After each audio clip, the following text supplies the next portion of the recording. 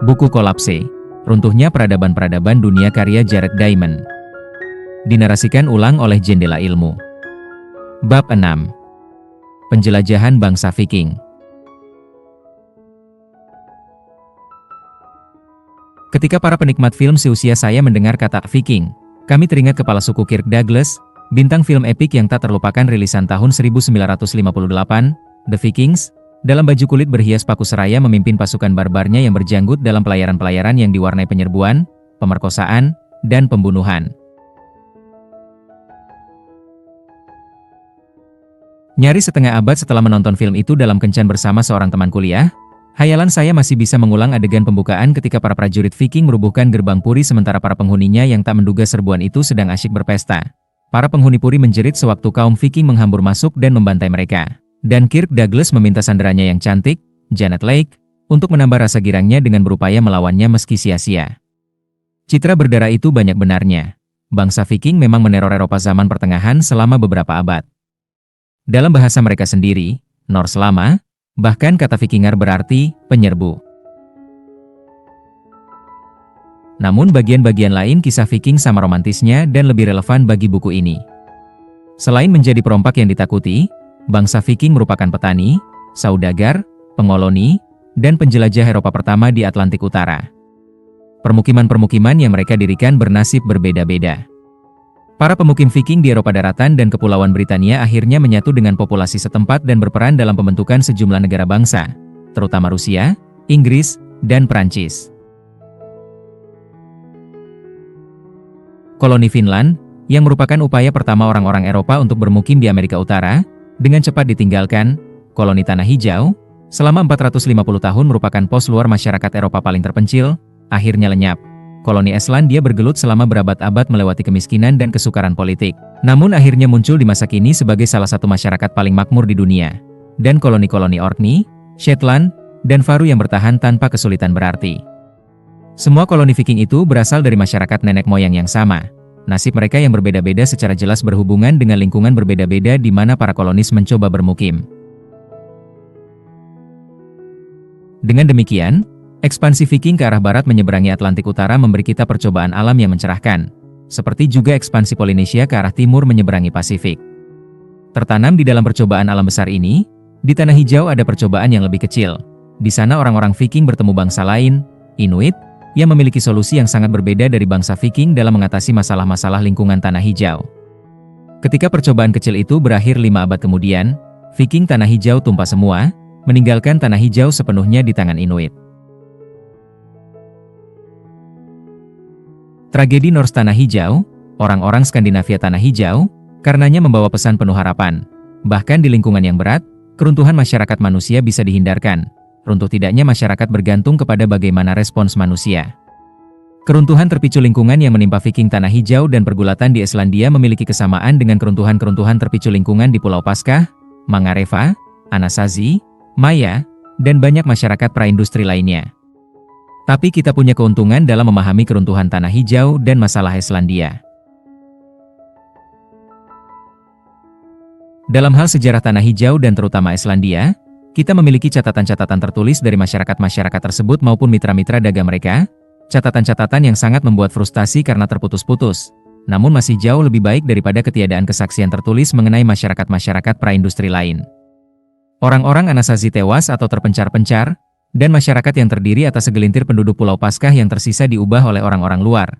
Namun sebagian besar penduduk Islandia modern masih merupakan keturunan langsung orang-orang Viking dan istri-istri Keltik mereka yang merupakan pemukim pertama di Islandia.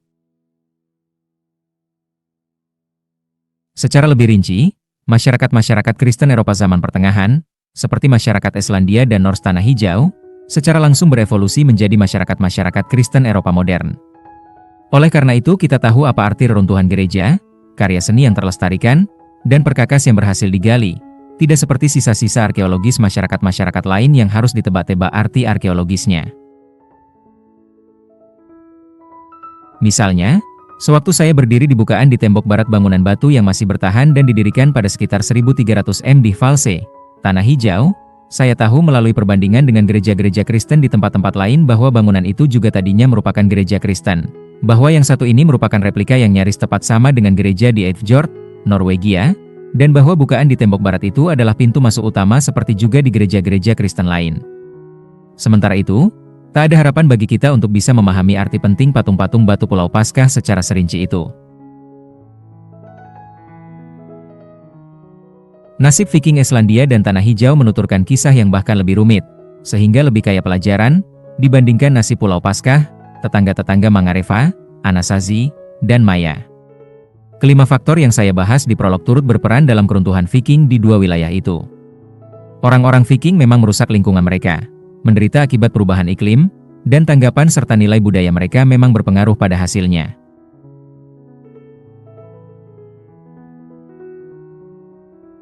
Yang pertama dan ketiga dari tiga faktor itu juga bekerja dalam sejarah Paskah dan tetangga-tetangga Mangareva, dan ketiganya bekerja dalam sejarah Anasazi dan Maya. Namun sebagai tambahan, perniagaan dengan orang-orang luar yang bersahabat berperan penting dalam sejarah Islandia dan Tanah Hijau seperti juga dalam sejarah tetangga-tetangga Mangareva dan Anasazi, namun tidak dalam sejarah Pulau Paskah dan Maya. Terakhir, di antara masyarakat-masyarakat ini, hanya terhadap Viking Tanah Hijaulah orang-orang luar yang bermusuhan, Inuit, campur tangan secara berpengaruh. Dengan demikian, bila sejarah Pulau Paskah dan tetangga-tetangga Mangareva bagaikan fugue yang menjalin 2 dan 3 tema sekaligus, seperti sejumlah fugue karya Johann Sebastian Bach, maka masalah-masalah Islandia adalah fugue quadrupel, seperti fugue hebat tak terselesaikan yang dimaksudkan Bach yang sekarat untuk melengkapi komposisi agung terakhirnya, Die Kunst der Fuge. Hanya saja kehancuran Tanah Hijau memberi kita sesuatu yang Bach sendiri tak pernah coba, fugue quintupel penuh. Untuk semua alasan ini, masyarakat-masyarakat Viking akan disajikan dalam bab ini dan dua bab berikutnya sebagai contoh paling terperinci dalam buku ini.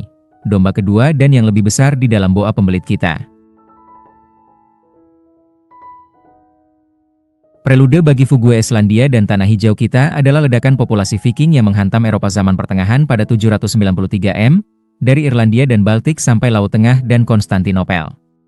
Ingatlah lagi bahwa semua unsur dasar peradaban Eropa zaman pertengahan muncul selama 10.000 tahun sebelumnya di atau dekat bulan sabit subur, daerah berbentuk seperti bulan sabit di Asia Barat Daya, dari Yordania Utara sampai Turki Tenggara dan kemudian ke arah Iran di timur.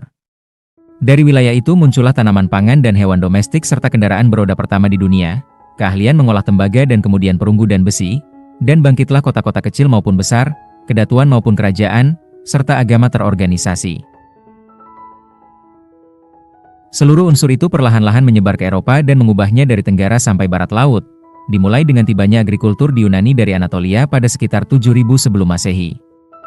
Skandinavia, pojok terjauh Eropa dari bulan sabit subur, adalah daerah terakhir di Eropa yang mengalami perubahan sedemikian, dengan agrikultur mencapai daerah itu baru pada sekitar 2500 sebelum Masehi.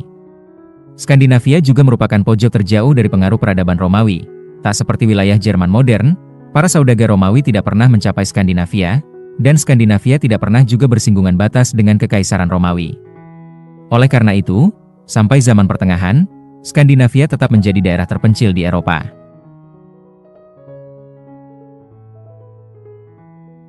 Namun Skandinavia memiliki dua kumpulan keunggulan alami yang menanti dieksploitasi, kulit bulu hewan-hewan hutan utara, kulit anjing laut, dan lili lebah yang bernilai tinggi sebagai barang impor mewah di daerah-daerah Eropa lainnya, dan, di Norwegia seperti juga di Yunani, garis pesisir yang sangat berlekuk-lekuk, menjadikan perjalanan melalui laut berpotensi lebih cepat daripada perjalanan darat, dan menawarkan ganjaran bagi orang-orang yang bisa mengembangkan teknik-teknik pelayaran di laut. Sampai zaman pertengahan, orang-orang Skandinavia hanya memiliki perahu-perahu dayung tanpa layar. Teknologi layar perahu dari Laut Tengah akhirnya mencapai Skandinavia pada sekitar 600 M. Ketika pemanasan iklim dan tibanya bajak yang lebih baik kebetulan merangsang produksi makanan dan ledakan populasi manusia di Skandinavia.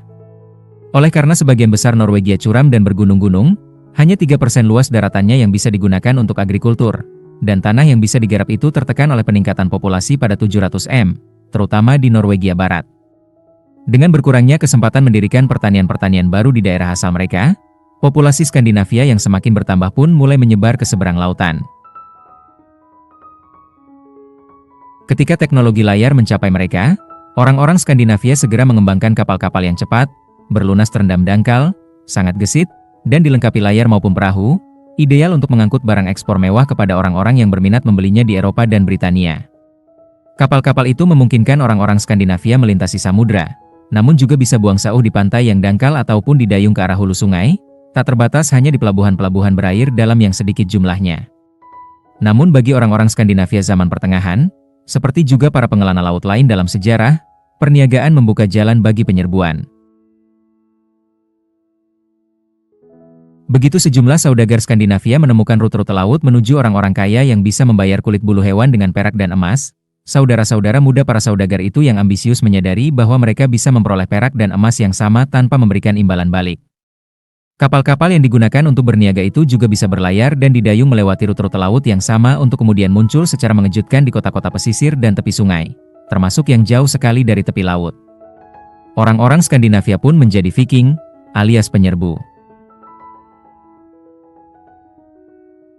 Kapal-kapal dan pelaut-pelaut Viking cukup cepat dibandingkan dengan milik bangsa-bangsa Eropa lainnya, sehingga mereka bisa kabur sebelum dikejar oleh kapal-kapal penduduk setempat yang lebih lambat, dan orang-orang Eropa tak pernah mencoba menyerbu balik tanah air para Viking untuk menghancurkan pangkalan-pangkalan mereka.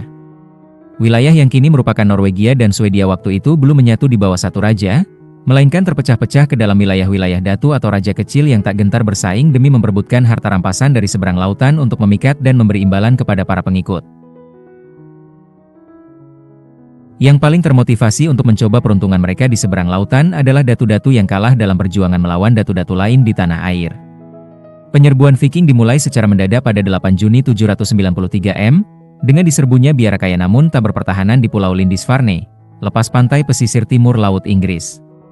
Setelahnya, penyerbuan berlanjut setiap musim panas, ketika laut lebih tenang dan kondusif bagi pelayaran, beberapa tahun lamanya sampai orang-orang Viking tak lagi repot-repot pulang kampung pada musim gugur, dan malah membuat permukiman-permukiman musim dingin di pesisir sasaran mereka, sehingga mereka bisa mulai menyerbu sejak awal musim semi berikutnya.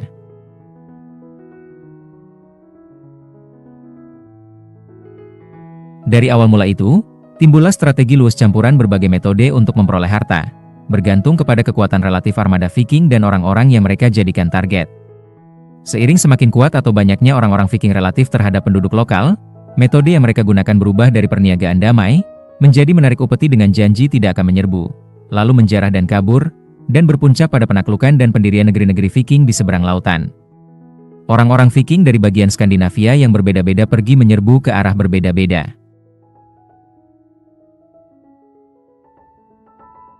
Orang-orang dari daerah yang kini menjadi Swedia, disebut orang-orang Varangia, berlayar ke timur menuju Laut Baltik, menyusuri sungai-sungai yang mengalir ke Baltik dari Rusia ke arah hulu, berlanjut ke selatan hingga mencapai sumber Volga dan sungai-sungai lain yang mengalir ke Laut Hitam dan Laut Kaspia, berniaga dengan Kekaisaran Bizantium yang kaya, dan mendirikan wilayah kepangeranan di Kiev yang menjadi pendahulu negara Rusia modern.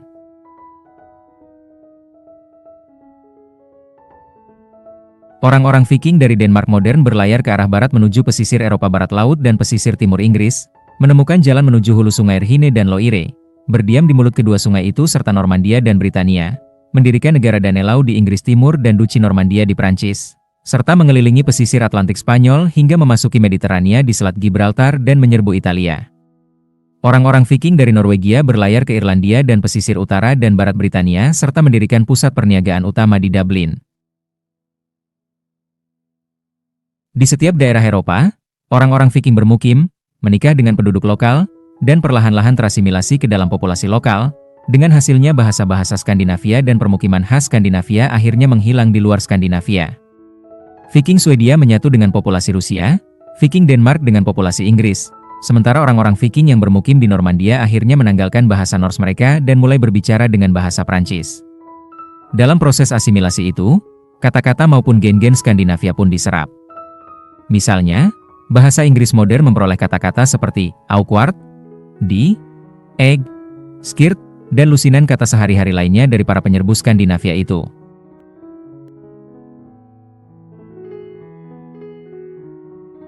Dalam perjalanan-perjalanan menuju wilayah-wilayah Eropa yang sudah berpenghuni itu, banyak kapal Viking terseret arus ke Samudra Atlantik Utara, yang dalam masa-masa beriklim hangat itu terbebas dari es laut yang nantinya menjadi penghalang bagi pelayaran kapal, berpengaruh terhadap nasib koloni Norse Tanah Hijau dan juga kapal Titanic.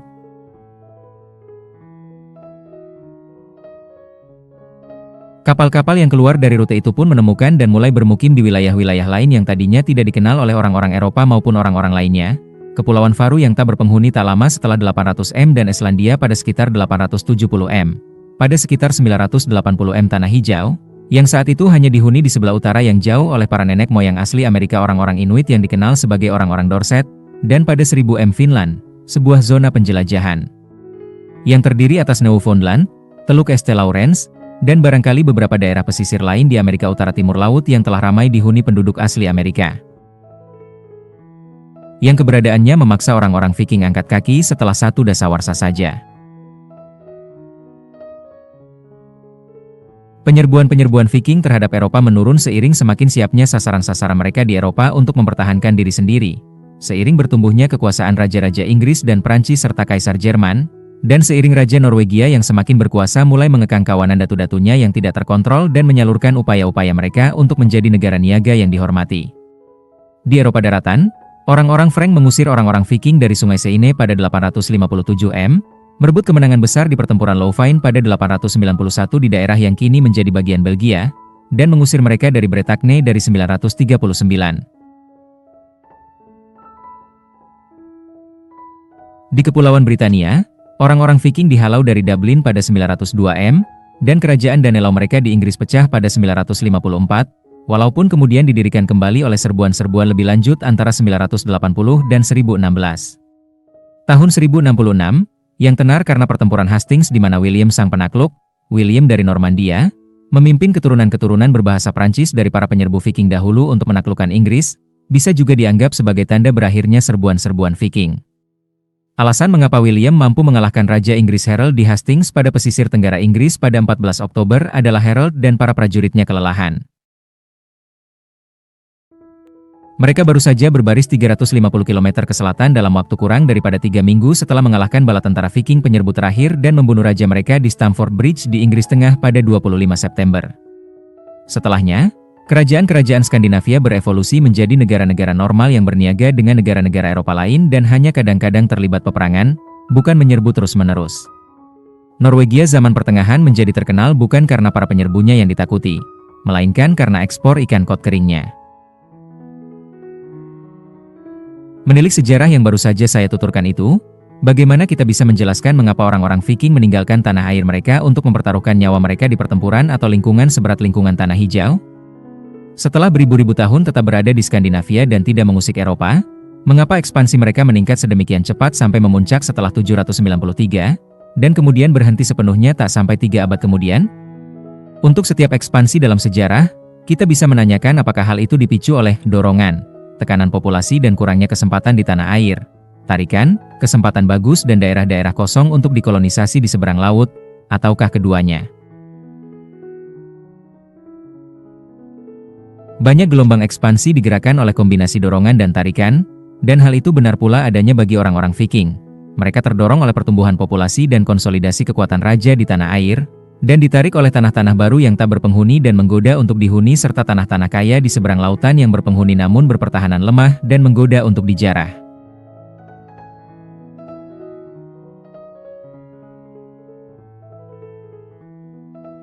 Serupa dengan itu, imigrasi Eropa ke Amerika Utara mencapai puncaknya pada 1800-an dan awal 1900-an melalui kombinasi dorongan dan tarikan, pertumbuhan populasi, kelaparan, dan penindasan politik di Eropa mendorong kaum imigran dari tanah air mereka. Sementara ketersediaan lahan pertanian subur dalam jumlah nyaris tak terbatas dan berbagai kesempatan ekonomi di Amerika Serikat dan Kanada menarik mereka. Alasan mengapa total gaya dorongan tarikan mendadak berubah dari tidak menarik menjadi menarik setelah 793 m, dan kemudian memudar dengan demikian cepat mendekati 1066 adalah bahwa ekspansi Viking merupakan contoh bagus dari apa yang diistilahkan proses otokatalitik. Dalam ilmu kimia, istilah katalisis berarti dipercepatnya reaksi kimiawi oleh suatu bahan yang ditambahkan, misalnya enzim. Sejumlah reaksi kimiawi menghasilkan produk yang juga berperan sebagai katalis, sehingga laju reaksi itu dimulai dari nol dan kemudian semakin cepat ketika sejumlah produk telah terbentuk, mengkatalisis dan mendorong reaksi semakin cepat dan menghasilkan produk yang mendorong reaksi agar semakin cepat lagi. Reaksi berantai semacam itu disebut otokatalitik, dengan contoh yang sangat bagus berupa ledakan bom atom ketika neutron-neutron dalam uranium bermasa kritis memecah inti uranium guna melepaskan energi plus lebih banyak neutron, yang memecah lebih banyak nukleus. Serupa dengan itu, dalam ekspansi otokatalitik populasi manusia, sejumlah keunggulan awal yang diperoleh suatu bangsa, misalnya keunggulan teknologis, memberikan mereka keuntungan atau temuan, yang kemudian merangsang lebih banyak orang untuk mencari keuntungan dan temuan, yang menghasilkan lebih banyak keuntungan dan temuan yang merangsang lebih banyak lagi orang untuk turut berupaya, sampai orang-orang itu telah mengisi semua area yang tersedia bagi mereka dengan keunggulan-keunggulan itu. Dan pada titik itu ekspansi otokalitik berhenti mengkatalisis diri sendiri dan kehabisan bahan bakar.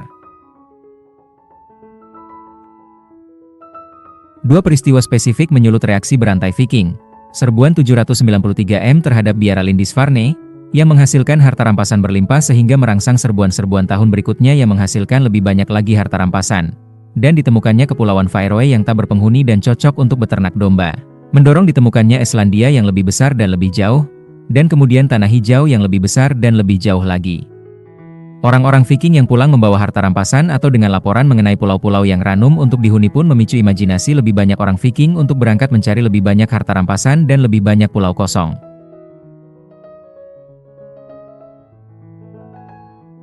Contoh-contoh lain ekspansi otokatalitik selain ekspansi Viking mencakup ekspansi nenek moyang orang Polinesia ke arah timur melintasi Samudra Pasifik yang dimulai pada sekitar 1200 sebelum Masehi, dan ekspansi orang-orang Portugis dan Spanyol ke seluruh dunia yang dimulai pada 1400-an dan terutama setelah ditemukannya dunia baru pada 1492 oleh Columbus.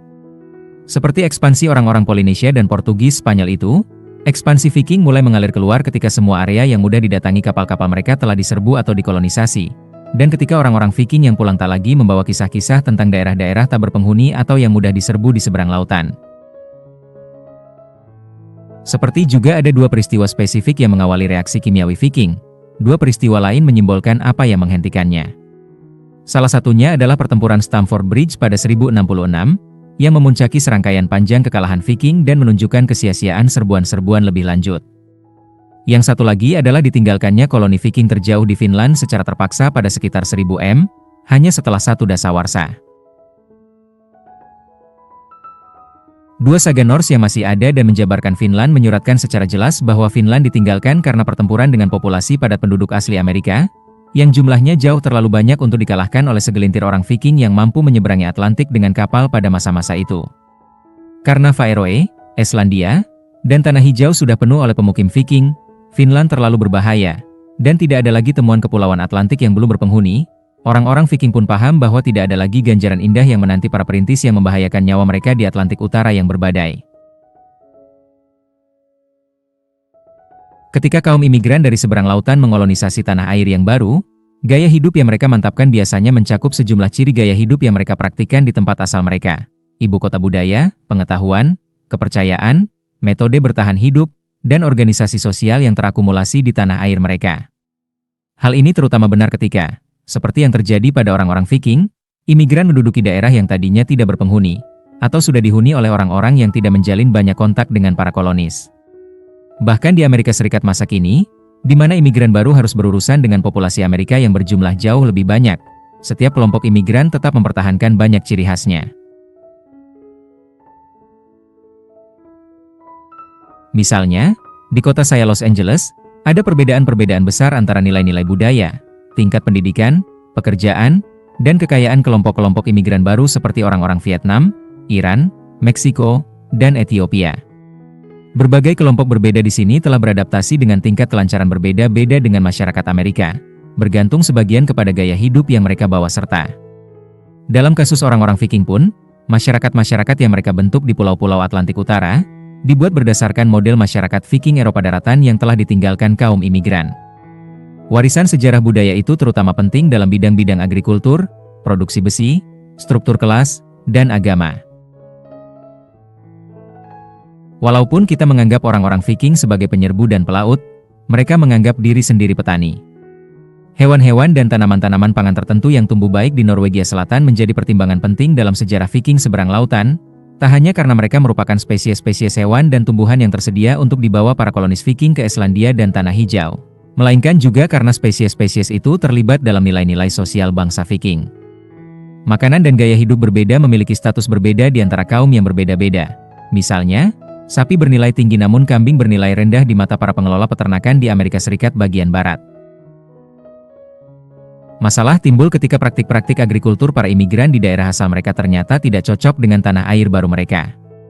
Orang-orang Australia, misalnya, Kini bergelut dengan pertanyaan apakah domba yang mereka bawa serta dari Britania sebenarnya mendatangkan lebih banyak mudarat daripada manfaat bagi lingkungan Australia.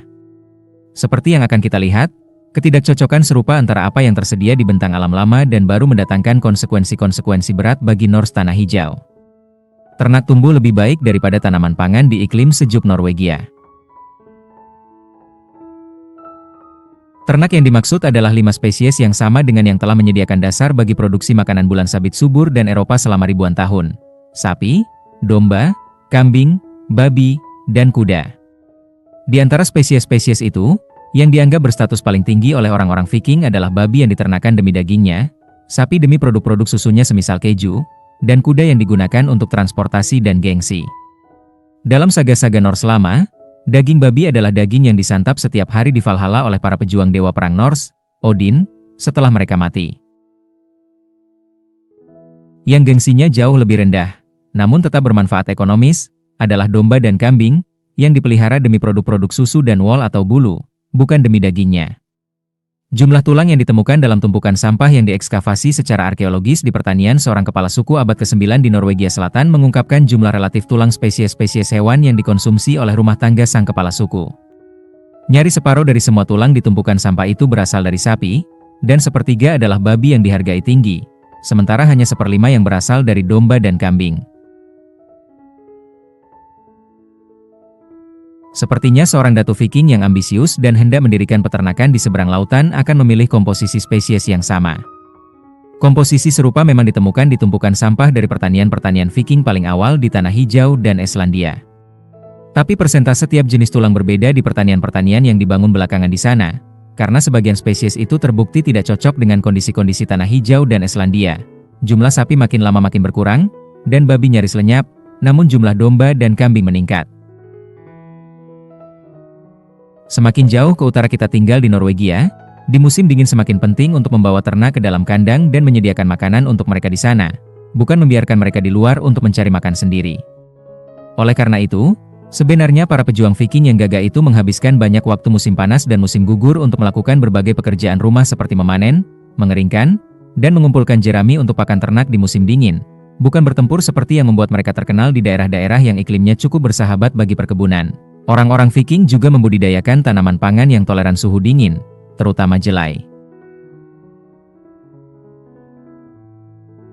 Tanaman-tanaman pangan lain yang tidak sepenting jelai, sebab kalah tangguh, adalah padi-padian berupa haver, gandum, dan gandum hitam, sayur-sayuran berupa kubis, bawang bombay, ercis, dan buncis, rami, untuk membuat kain linen, dan hop, untuk menyuling bir. Di situs-situs yang semakin jauh ke utara di Norwegia, arti penting tanaman pangan semakin kecil dibandingkan ternak. Daging liar adalah suplemen utama ternak domestik sebagai sumber protein, terutama ikan, yang menyusun separuh atau lebih tulang belulang hewan di tumpukan-tumpukan sampah Viking Norwegia.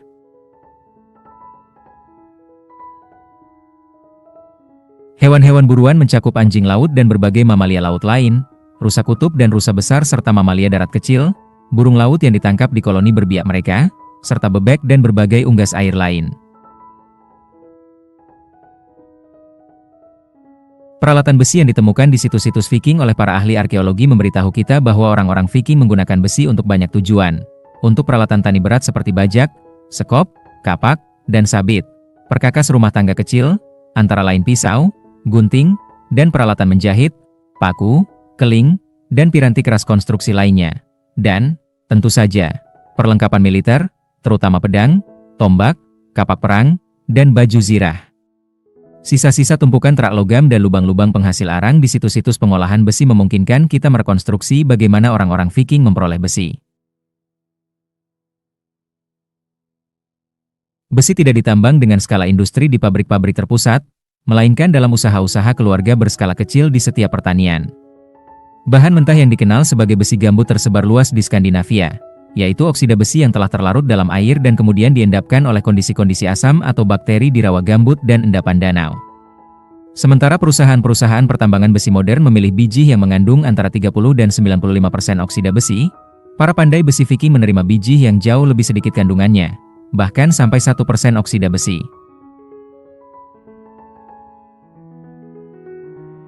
Begitu ada endapan, kaya besi, semacam itu yang berhasil diidentifikasi. Bijinya dikeringkan, dipanaskan sampai suhu leleh dalam tungku guna memisahkan besi dari pengotor, terak, ditempa untuk menyingkirkan lebih banyak pengotor, dan kemudian dibentuk sesuai keinginan. Pembakaran kayu langsung tidak menghasilkan suhu yang cukup tinggi untuk mengolah besi. Kayu harus dijadikan arang yang bisa mempertahankan api yang cukup panas. Pengukuran di beberapa negara menunjukkan bahwa rata-rata dibutuhkan kira-kira 4 kg kayu untuk membuat 1 kg arang. Karena kebutuhan itu, ditambah kandungan besi yang rendah dalam besi gambut, maka ekstraksi besi dan produksi perkakas serta bahkan perbaikan perkakas besi oleh orang-orang Viking menghabiskan banyak kayu, yang menjadi faktor pembatas dalam sejarah Viking tanah hijau, di mana pohon tidak banyak tersedia. Sistem sosial yang dibawa serta orang-orang Viking ke seberang lautan dari daratan utama Skandinavia bersifat hierarkis, dengan kelas-kelas yang berkisar dari tingkat rendah yang terdiri atas para budak yang ditangkap dalam serbuan, terus ke warga bebas, sampai para datu. Kerajaan-kerajaan besar yang bersatu, bukan kedatuan-kedatuan lokal kecil di bawah para datu yang mungkin menggunakan gelar raja, baru bermunculan di Skandinavia selama ekspansi Viking, dan para pemukim Viking di seberang lautan akhirnya harus berurusan dengan raja-raja Norwegia dan, nantinya, Denmark. Bagaimanapun juga, sebagian alasan para pemukim beremigrasi adalah meloloskan diri dari kekuasaan calon-calon raja Norwegia yang semakin meningkat, sehingga masyarakat Islandia maupun Tanah Hijau tidak pernah melahirkan raja-raja sendiri. Kekuasaan di sana tetap dipegang oleh aristokrasi militer atau para datu.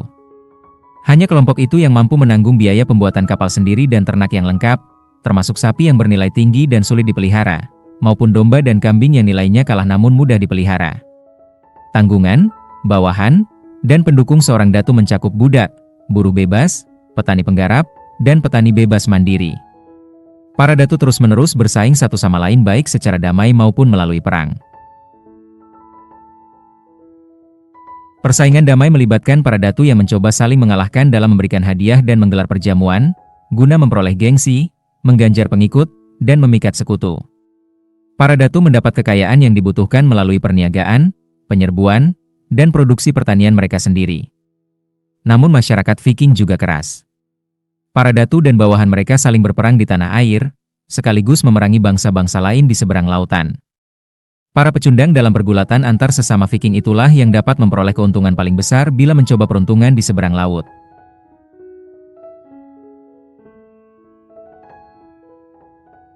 Misalnya, pada 980-an M, sewaktu seorang Islandia bernama Erik si Merah dikalahkan dan dibuang, dia menjelajahi Tanah Hijau dan memimpin sekawanan pengikutnya untuk bermukim di situs-situs pertanian terbaik di sana. Keputusan kunci masyarakat Viking dibuat oleh para datu yang termotivasi untuk meningkatkan gengsi mereka sendiri. Bahkan dalam kasus-kasus ketika motivasi mereka itu mungkin tidak sejalan dengan kepentingan seluruh masyarakat saat itu maupun generasi berikutnya. Kita sudah melihat konflik kepentingan yang sama di antara para datu Pulau Paskah dan Raja Maya pada bab 2 dan 5. Dan hal itu juga memiliki konsekuensi berat bagi nasib masyarakat Norse Tanah Hijau seperti pada bab 8.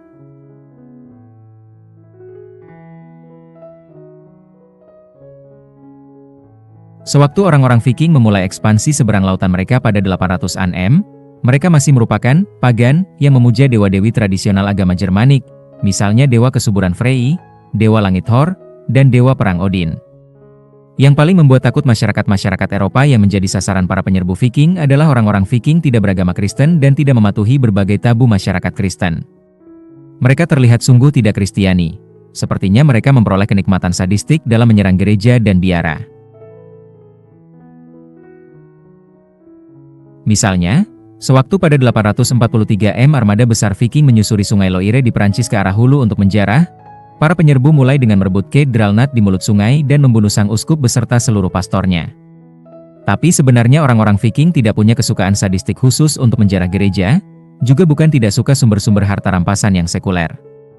Meskipun kekayaan gereja dan biara yang tidak terjaga baik merupakan sumber jelas bagi penjarahan gampang yang berhasil melimpah, orang-orang Viking juga senang menyerang pusat-pusat perniagaan kaya setiap kali ada kesempatan. Begitu berhasil memantapkan keberadaan di tanah-tanah Kristen di seberang lautan, orang-orang Viking siap-siap saja menikah dengan penduduk lokal dan menjalankan adat istiadat setempat, dan itu termasuk juga memeluk agama Kristen.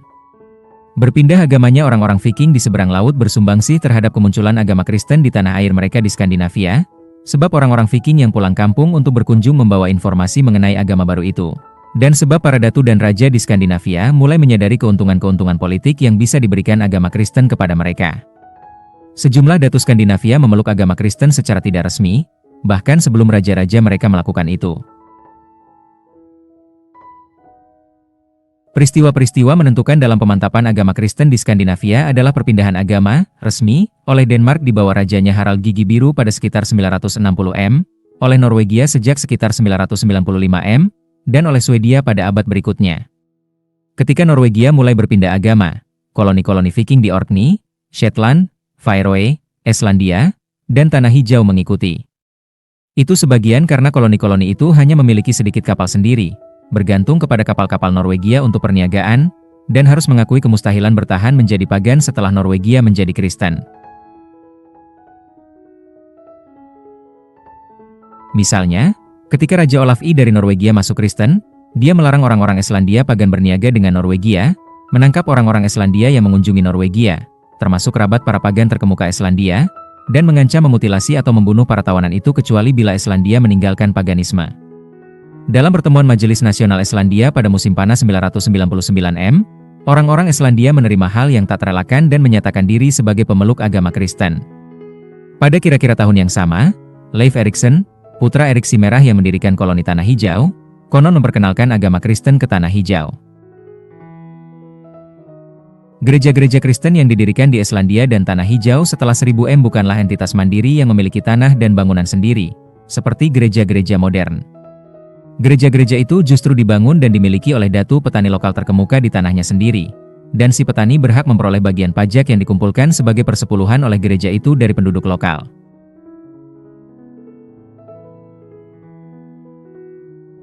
Seolah-olah sang datu menegosiasikan perjanjian waralaba dengan McDonald's, yang memberinya hak monopoli lokal oleh McDonald's, mendirikan bangunan dan menyediakan perlengkapan yang sesuai dengan standar seragam McDonald's, dan menyimpan sebagian pendapatan untuk dirinya sendiri sementara mengirimkan sisanya ke manajemen pusat.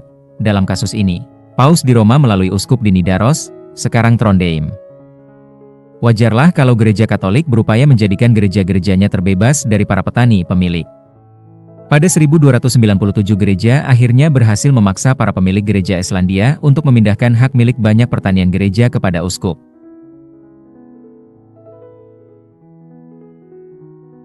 Tidak ada catatan yang masih ada yang menunjukkan hal serupa terjadi di Tanah Hijau, namun penerimaan Tanah Hijau, setidaknya secara nominal, terhadap kekuasaan Norwegia pada 1261 barangkali memberikan tekanan kepada para pemilik gereja Tanah Hijau. Tapi kita tahu bahwa pada 1341 uskup Bergen mengirim seorang pemeriksa bernama Ivar Bardarsson ke Tanah Hijau. Bardarsson akhirnya kembali ke Norwegia dengan daftar dan penjabaran rinci mengenai semua gereja Tanah Hijau, yang menunjukkan bahwa tampaknya keuskupan berupaya memperkencang cengkeramannya terhadap waralaba Tanah Hijau seperti yang dilakukannya di Islandia. Perpindahan ke agama Kristen merupakan pemutusan budaya yang dramatis bagi koloni-koloni Viking seberang lautan. Klaim eksklusivitas agama Kristen, sebagai satu-satunya agama yang benar, berarti meninggalkan tradisi-tradisi pagan. Seni dan arsitektur menjadi Kristiani, didasarkan pada model-model dari Eropa daratan. Orang-orang Viking di seberang lautan membangun gereja-gereja besar dan bahkan katedral-katedral yang ukurannya menyaingi bangunan-bangunan serupa di Skandinavia daratan yang penduduknya jauh lebih banyak. Dan karena itu luar biasa besarnya dibandingkan ukuran populasi di seberang lautan yang menyokong gereja-gereja tersebut. Koloni-koloni itu cukup serius menganggap agama Kristen sehingga mereka mau membayar persepuluhan ke Roma. Kita punya catatan-catatan mengenai persepuluhan perang salib yang dikirimkan uskup Tanah Hijau kepada Paus pada 1282, dibayar dalam wujud gading walrus dan kulit beruang kutub, bukan uang. Dan juga tanda terima resmi kepausan pada 1327, yang mengakui penerimaan persepuluhan yang dikumpulkan selama 6 tahun di Tanah Hijau.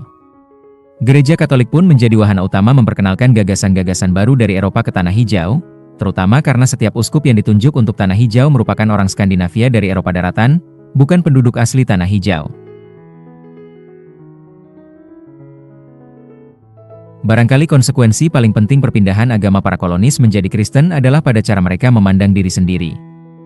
Hasilnya mengingatkan saya mengenai bagaimana orang-orang Australia, lama setelah mendirikan koloni-koloni Britania di Australia pada 1788, terus-menerus menganggap diri bukan sebagai orang Asia Pasifik, melainkan orang Britania di seberang lautan, yang tetap siap mati bersama bala tentara Britania dalam pertempuran melawan bala tentara Turki pada 1915 di Gallipoli yang jauh, yang sebenarnya tidak relevan terhadap kepentingan-kepentingan nasional Australia.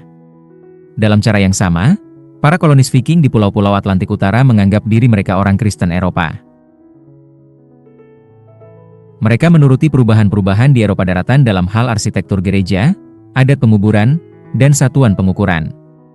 Identitas bersama itu memungkinkan beberapa ribu penduduk Tanah Hijau saling bekerja sama, bertahan melalui kesusahan, dan mempertahankan keberadaan mereka di lingkungan yang tak bersahabat selama 4 abad. Seperti yang akan kita lihat, hal itu juga membuat mereka tak belajar dari orang-orang Inuit, dan juga mencegah mereka memodifikasi identitas mereka dalam cara-cara yang mungkin bisa memungkinkan mereka lestari lebih daripada 4 abad. Keenam koloni Viking di pulau-pulau Atlantik Utara merupakan 6 eksperimen paralel dalam pemantapan masyarakat yang berasal dari sumber nenek moyang yang sama. Seperti yang saya sebutkan di awal bab ini, keenam percobaan itu memberikan hasil yang berbeda-beda. Koloni-koloni di Orkney, Shetland, dan Faroe masih ada hingga kini setelah lebih daripada 1000 tahun tanpa pernah mengalami ancaman terlalu parah. Koloni Islandia juga bertahan namun sempat harus mengatasi kemiskinan dan kesukaran-kesukaran politik serius. Norse Tanah Hijau tumpah setelah sekitar 450 tahun. Sementara koloni Finland ditinggalkan dalam dasawarsa pertama. Hasil yang berbeda-beda itu jelas terkait dengan perbedaan lingkungan di antara koloni-koloni itu. Keempat variabel lingkungan utama yang bertanggung jawab atas hasil yang berbeda-beda itu tampaknya adalah jarak menyeberang lautan atau waktu pelayaran kapal dari Norwegia dan Britania, perlawanan dari penduduk yang bukan Viking, bila ada, kecocokan untuk agrikultur, terutama bergantung kepada letak lintang dan iklim lokal, dan kerapuhan lingkungan, terutama kerentanan terhadap erosi tanah dan penggundulan hutan. Dengan hanya 6 hasil eksperimental namun 4 variabel yang dapat menjelaskan hasil-hasil tersebut, kita tidak bisa berharap melanjutkan pencarian kita terhadap penjelasan seperti yang kita lakukan di Pasifik, di mana kita punya 81 hasil, 81 pulau, dibandingkan dengan hanya 9 variabel penjelasan.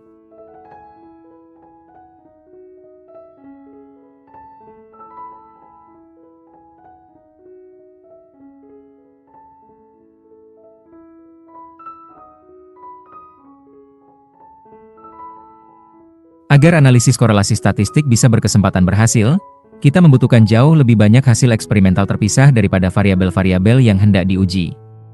Oleh karena itu, di Pasifik, dengan sedemikian banyak pulau yang tersedia, analisis statistika saja sudah cukup untuk menentukan arti penting relatif dari variabel-variabel bebas itu.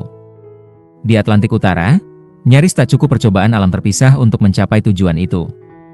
Seorang ahli statistika, yang hanya diberi informasi tersebut, akan menyatakan bahwa pertanyaan tentang Viking itu tak bisa dipecahkan. Ini sering menjadi dilema bagi ahli sejarah yang mencoba menerapkan metode perbandingan terhadap pertanyaan-pertanyaan mengenai sejarah manusia. Tampaknya ada terlalu banyak variabel bebas, dan terlalu sedikit hasil terpisah untuk menentukan arti penting variabel-variabel tersebut secara statistik. Namun para ahli sejarah tahu jauh lebih banyak mengenai masyarakat manusia daripada sekadar kondisi awal lingkungan dan hasil akhirnya. Mereka juga memiliki banyak sekali informasi mengenai urut-urutan langkah yang menghubungkan kondisi awal dengan hasilnya. Para pakar bangsa Viking bisa menguji makna waktu pelayaran menyeberangi lautan dengan meneliti catatan jumlah pelayaran kapal dan laporan kargo kapal-kapal tersebut. Mereka bisa menguji efek perlawanan penduduk asli melalui catatan-catatan sejarah mengenai pertarungan antara para Viking penyerbu dan penduduk setempat. Mereka bisa menguji kecocokan suatu wilayah bagi agrikultur melalui catatan mengenai spesies tumbuhan dan ternak apa yang dibudidayakan, dan mereka bisa menguji kerapuhan lingkungan melalui tanda-tanda sejarah penggundulan hutan dan erosi tanah, misalnya jumlah serbuk sari dan fosil potongan tumbuhan, dan melalui identifikasi kayu serta bahan bangunan lainnya. Dengan mengambil pengetahuan dari langkah-langkah antara ini maupun hasilnya, sekarang marilah kita kaji 5 dari ke-6 koloni Atlantik Utara berdasarkan urutan semakin terisolasinya dan semakin miskinnya. Orkney, Shetland, Faroe, Islandia, dan Finlandia. 2 bab berikut akan mengkaji nasib Viking Tanah Hijau secara terperinci. Orkney adalah kepulauan yang terletak tepat di lepas pantai ujung utara Britania, mengelilingi pelabuhan besar Scapa Flow yang terlindungi dari laut lepas, yang berperan sebagai pangkalan utama Angkatan Laut Britania dalam kedua Perang Dunia. Jarak dari John O'Groats, ujung terutara daratan utama Skotlandia, ke Pulau Orkney terdekat hanyalah 18 km, dan dari Kepulauan Orkney ke Norwegia hanya dibutuhkan 24 jam berlayar dengan kapal Viking. Hal itu memudahkan orang-orang Viking Norwegia untuk menyerbu Orkney, mengimpor apapun yang mereka butuhkan dari Norwegia ke Kepulauan Britania, dan mengirimkan ekspor mereka sendiri dengan murah. Kepulauan Orkney disebut Kepulauan Kontinental, yang sebenarnya hanyalah potongan daratan utama Britania yang baru terpisah ketika permukaan laut di seluruh dunia naik seiring mencairnya gletser pada ujung zaman es 14.000 tahun silam. Melintasi jembatan darat itu, banyak spesies mamalia darat, termasuk rusa merah, linsang, dan terwelu, berimigrasi dan menjadi hewan buruan. Para Viking penyerbu dengan cepat menundukkan populasi asli yang dikenal sebagai suku Pik. Sebagai koloni Atlantik Utara Viking yang paling selatan, hanya kalah dari Finland, dan terletak di aliran arus Teluk, Kepulauan Orkney menikmati iklim yang lembut. Tanah yang subur dan tebal diperbarui oleh glasiasi dan tidak berisiko mengalami erosi. Oleh karena itu pertanian di Orkney sudah dipraktikkan oleh orang-orang Pik sebelum orang-orang Viking tiba, dan berlanjut di masa Viking, dan tetap sangat produktif hingga hari ini. Ekspor agrikultur Orkney modern mencakup daging sapi dan telur, ditambah daging babi, keju, dan beberapa tanaman pangan. Orang-orang Viking menaklukkan Orkney pada sekitar 800 m, lalu menggunakan kepulauan itu sebagai pangkalan untuk menyerbu daratan utama Britania dan Irlandia di dekatnya, dan membangun masyarakat yang kaya dan berkuasa, yang untuk beberapa lama bertahan sebagai satu kerajaan Norse merdeka. Salah satu perwujudan kemakmuran Viking Orkney adalah simpanan perak seberat 8 kg yang dikuburkan pada sekitar 950 m, tak tertandingi di Pulau Atlantik Utara lain manapun, dan setara ukurannya dengan simpanan-simpanan perak terbesar di Skandinavia daratan. Satu lagi perwujudannya adalah Katedral Santo Magnus, didirikan pada abad ke-12 dan terilhami oleh Katedral Durham yang megah di Britania. Pada 1472 m kepemilikan atas Orkney berpindah tanpa adanya penaklukan dari Norwegia, saat itu bawahan Denmark, ke Skotlandia, karena alasan politik dinasti yang sepele. Raja Skotlandia, James, menuntut kompensasi dari kegagalan Denmark membayarkan mahar yang dijanjikan sebagai pengiring putri Denmark yang dia nikahi. Di bawah kekuasaan Skotlandia, para penduduk Orkney terus berbicara menggunakan sebuah dialek Norse sampai 1700-an. Kini, keturunan penduduk asli Pik dan para Norse penyerbu di Orkney tetap merupakan petani-petani makmur yang diperkaya oleh keberadaan terminal untuk minyak laut utara. Apa yang baru saja saya katakan mengenai Kepulauan Orkney juga berlaku bagi koloni Atlantik Utara berikutnya, Kepulauan Shetland. Pulau-pulau itu juga tadinya ditempati oleh petani-petani Pik, ditaklukkan oleh Viking di abad ke-9, diserahkan kepada Skotlandia pada 1472, berbicara bahasa Norse selama beberapa lama sesudahnya, dan belakangan ini memperoleh keuntungan dari minyak laut utara. Perbedaannya adalah bahwa Shetland terletak sedikit lebih terpencil dan lebih ke utara. 80 km sebelah utara Orkney dan 210 km sebelah utara Skotlandia, lebih berangin, memiliki tanah yang kalah subur, dan kalah produktif secara agrikultural. Pembudidayaan domba demi wool telah menjadi tumpuan utama ekonomi di Shetland maupun di Orkney, namun pembudidayaan sapi gagal di Shetland dan digantikan dengan penangkapan ikan. Yang berada pada urutan berikutnya dari segi keterisolasian setelah Orkney dan Shetland adalah Kepulauan Faroe, 320 km di sebelah utara Orkney dan 640 km di sebelah barat Norwegia. Itu menjadikan Faroe masih mudah didatangi oleh kapal-kapal Viking yang membawa pemukim dan barang dagangan, namun tidak terjangkau oleh kapal-kapal yang lebih tua. Oleh karena itu orang-orang Viking mendapati Faroe tidak berpenghuni selain beberapa orang biarawan Irlandia, yang keberadaannya diketahui dari kisah-kisah kurang jelas tanpa bukti arkeologis kuat.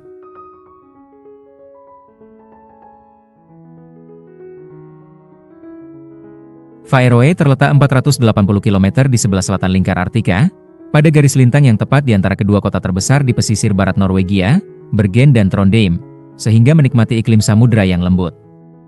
Tapi letak Faroe yang lebih utara daripada Orkney dan Shetland berarti musim tumbuh yang lebih pendek bagi para calon petani dan penggembala.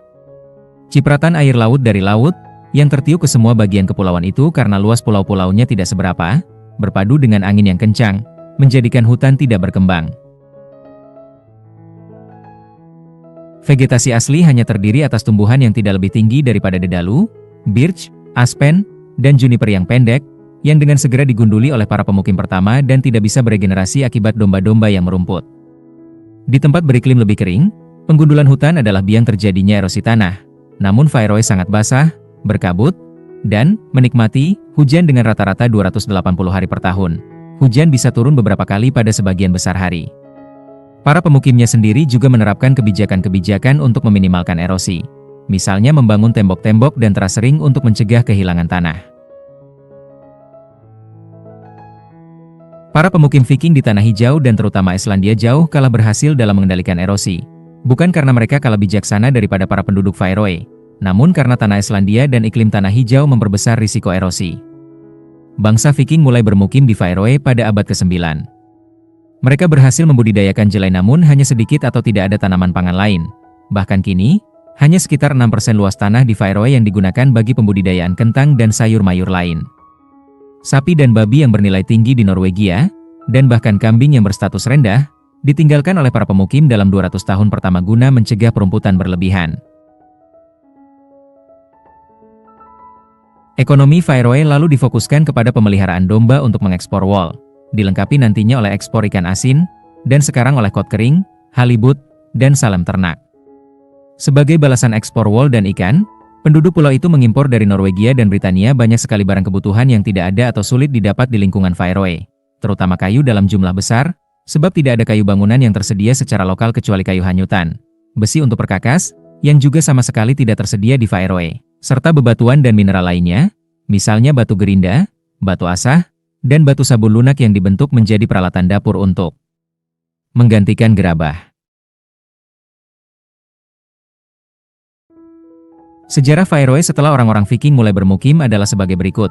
Para penduduk pulau masuk Kristen pada sekitar 1000 m, yakni sekitar waktu yang sama dengan koloni-koloni Atlantik Utara lain, dan mereka nantinya membangun satu katedral Gotik.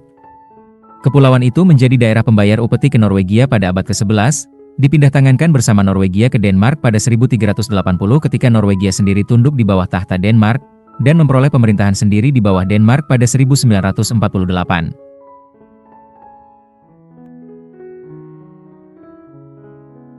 Ke-47, penduduknya kini masih berbicara menggunakan bahasa Faroe, yang merupakan turunan langsung bahasa Norse lama dan sangat mirip dengan bahasa Islandia modern. Orang-orang Faroe dan Islandia bisa mengerti pembicaraan satu sama lain, juga naskah-naskah Norse lama. Singkatnya, Faroe selamat dari masalah-masalah yang mengganggu orang-orang Norse di Islandia dan Tanah Hijau, tanah yang rawan erosi dan gunung-gunung berapi yang aktif di Islandia, dan musim tumbuh yang lebih pendek, iklim yang lebih kering, jarak pelayaran yang amat lebih jauh, dan populasi lokal yang tidak bersahabat di Tanah Hijau. Walaupun lebih terisolasi daripada Orkney atau Shetland, dan lebih miskin dalam hal sumber daya lokal dibandingkan terutama dengan Orkney, penduduk Faroe bertahan tanpa kesulitan berkat impor barang kebutuhan dalam jumlah besar, pilihan yang tidak tersedia bagi orang-orang Tanah Hijau. Tujuan kunjungan pertama saya ke Islandia adalah menghadiri konferensi yang disponsori NATO mengenai restorasi lingkungan-lingkungan yang rusak secara ekologis. Memang tepat sekali NATO memilih Islandia sebagai tempat konferensi, karena secara ekologis Islandia adalah negara yang paling rusak lingkungannya di Eropa. Sejak manusia mulai bermukim di sana, sebagian besar pohon dan vegetasi asli negara itu telah dihancurkan, dan sekitar separuh tanah aslinya telah tererosi ke samudra. Sebagai akibat kerusakan itu, banyak sekali daerah di Islandia yang tadinya hijau sewaktu orang Viking mendarat pertama kali, kini merupakan gurun coklat tanpa kehidupan, bangunan, jalan, ataupun tanda-tanda manusia. Ketika lembaga luar angkasa Amerika NASA ingin mencari tempat di bumi yang menyerupai permukaan bulan, agar para astronot kami yang bersiap-siap mendarat di bulan untuk pertama kali bisa berlatih di lingkungan yang mirip dengan yang akan mereka jumpai, NASA memilih daerah Islandia yang tadinya hijau namun kini gersang luar biasa. 4 unsur yang membentuk lingkungan Islandia adalah api vulkanik, es, air, dan angin. Islandia terletak di Samudra Atlantik Utara, sekitar 970 km sebelah barat Norwegia, di atas struktur yang disebut Punggungan Tengah Atlantik, di mana lempeng-lempeng Amerika dan Eurasia bertumbukan dan gunung-gunung berapi secara berkala tumbuh naik dari dasar lautan untuk membentuk potongan-potongan daratan baru, dengan Islandia sebagai yang paling luas. Rata-rata, setidaknya satu di antara sekian banyak gunung berapi Islandia mengalami letusan besar setiap 1 atau 2 dasawarsa sekali. Selain gunung-gunung berapi itu sendiri, Islandia memiliki sedemikian banyak mata air panas dan daerah geotermal, sampai-sampai sebagian besar negara itu, termasuk keseluruhan ibu kotanya, Reykjavik, memanaskan rumah bukan dengan membakar bahan bakar fosil, melainkan sekadar memanfaatkan panas bumi. Unsur kedua di bentang alam Islandia adalah es, yang terbentuk dan bertahan sebagai tudung es di sebagian besar plato sebelah dalam Islandia yang terletak jauh di atas permukaan laut, titik tertinggi 2119 meter, tepat di bawah lingkar Arktika, dan karenanya dingin.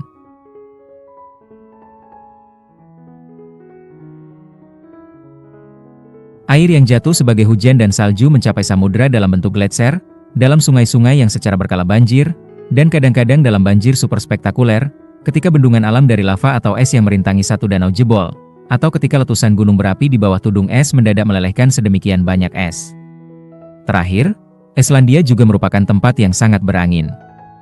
Interaksi antara unsur gunung berapi, suhu dingin, air, dan angin itulah yang menjadikan Islandia sedemikian rentan terhadap erosi. Ketika para pemukim Viking pertama mencapai Islandia, gunung-gunung berapi dan mata air panasnya merupakan pemandangan aneh, tak seperti apapun yang mereka kenal di Norwegia atau Kepulauan Britania. Namun selain itu bentang alamnya terlihat akrab dan mengundang. Nyaris semua tumbuhan dan burung Islandia merupakan spesies-spesies Eropa yang diakrabi orang-orang Viking. Sebagian besar dataran rendah ditutupi hutan birch dan dedalu pendek yang mudah dibersihkan untuk ladang penggembalaan. Di lokasi-lokasi yang dibersihkan itu, di daerah-daerah rendah yang secara alami tak berpohon semisal padang gambut, dan di tempat-tempat tinggi yang melewati batas tumbuh pohon, para pemukim menemukan rumput padang, perdu, dan lumut yang ideal untuk menggembalakan ternak yang telah mereka gembalakan di Norwegia dan Kepulauan Britania. Tanahnya subur, di beberapa tempat mencapai 15 meter tebalnya. Meskipun ada tudung es di tempat-tempat tinggi dan lokasi Islandia di dekat lingkar Arktika, arus teluk di dekatnya menjadikan iklim di dataran rendah cukup lembut dalam beberapa tahun untuk bercocok tanam jelai di selatan.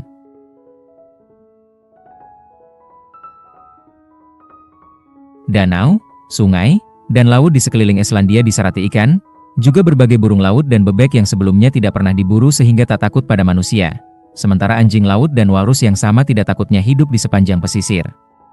Namun kemiripan sekilas Islandia dengan Norwegia Barat Daya dan Britania ternyata menipu dalam 3 segi penting. Pertama, letak Islandia yang lebih ke utara, ratusan kilometer di sebelah utara lahan-lahan pertanian utama di Norwegia Barat Daya, berarti iklimnya jauh lebih dingin dan musim tumbuhnya lebih pendek, sehingga agrikultur menjadi lebih marginal. Pada akhirnya, ketika iklim menjadi semakin dingin pada akhir zaman pertengahan, para pemukim menyerah bercocok tanam dan menjadi penggembala saja. Kedua, abu yang secara berkala dikeluarkan oleh letusan gunung berapi ke wilayah yang luas meracuni pakan ternak. Berulang-ulang dalam sejarah Islandia, letusan-letusan semacam itu telah menyebabkan hewan maupun manusia kelaparan, dengan bencana yang paling parah adalah letusan gunung berapi Laki pada 1783, yang menyebabkan 1/5 populasi manusia Islandia mati kelaparan. Perangkat masalah terbesar yang menipu para pemukim adalah perbedaan-perbedaan antara tanah Islandia yang rapuh dan tak mereka akrabi dengan tanah Norwegia dan Britania yang tangguh dan mereka akrabi.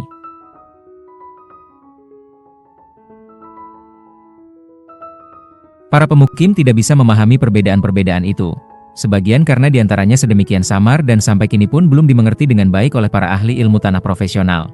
Namun juga karena salah satu di antara berbagai perbedaan itu tidak kasat mata dalam pandangan pertama dan perlu bertahun-tahun untuk bisa dipahami, yaitu bahwa tanah Islandia terbentuk secara lebih lambat dan tererosi secara jauh lebih cepat daripada tanah Norwegia dan Britania.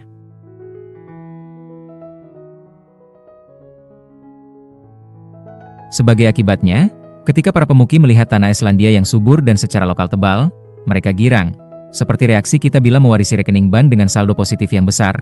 Sebab kita akan menganggap ada besaran bunga seperti yang kita akrabi dan mengharapkan rekening itu akan memberi kita pembayaran bunga yang besar setiap tahunnya. Sayangnya, meskipun tanah dan daerah berhutan lebat Islandia sungguh mengesankan dilihat, berkesesuaian dengan saldo besar dalam rekening akun tadi, saldo itu sebenarnya telah terakumulasi secara sangat lambat, seolah-olah dengan besaran bunga rendah, sejak akhir zaman es terakhir. Para pemukim akhirnya menyadari bahwa mereka bukan hidup dari bunga tahun ekologis Islandia, melainkan menarik akumulasi modal tanah dan vegetasi yang butuh puluhan ribu tahun untuk terkumpul, dan banyak diantaranya yang dihabiskan para pemukim dalam beberapa dasawarsa atau bahkan dalam setahun. Secara ceroboh para pemukim tidak memanfaatkan tanah dan vegetasi secara berkelanjutan, sebagai sumber daya yang bisa diperbarui, misalnya perikanan atau hutan yang dikelola dengan baik, asalkan tidak dipanen lebih cepat daripada kemampuan sumber daya itu memperbarui diri. Mereka malah mengeksploitasi tanah dan vegetasi seperti para petambang mengeksploitasi deposit minyak dan mineral, yang memperbarui diri dengan luar biasa lambat namun ditambang sampai habis. Apa yang menyebabkan tanah Islandia sedemikian rapuh dan lambat terbentuk? Salah satu alasan utamanya berkaitan dengan asal-usul tanah tersebut. Di Norwegia, Britania Utara, dan tanah hijau yang tidak memiliki gunung berapi aktif dan terglasiasi sepenuhnya selama zaman-zaman es, tanah tebal dihasilkan melalui pengangkatan tanah lempung laut atau gletser yang menggerus batuan di bawahnya dan membawa partikel-partikel hasil gerusan yang lantas diendapkan ketika gletser mencair. Tapi, di Islandia, letusan gunung berapi yang kerap terjadi melontarkan awan debu halus ke udara. Debu itu mencakup partikel-partikel ringan yang dibawa angin kuat ke sebagian besar negara itu, menghasilkan pembentukan lapisan debu, tephra, yang bisa sehalus bedak talkum. Di abu subur yang kaya itu, vegetasi akhirnya bertumbuh, menutupi abu dan melindunginya dari erosi. Namun ketika vegetasi itu disingkirkan, oleh domba yang merumput atau petani yang membakarnya, abu pun terkuak lagi, dan menjadi rentan terhadap erosi. Oleh karena abu cukup ringan untuk dibawa angin dahulu, maka abu pun tetap cukup ringan untuk kembali terbawa angin.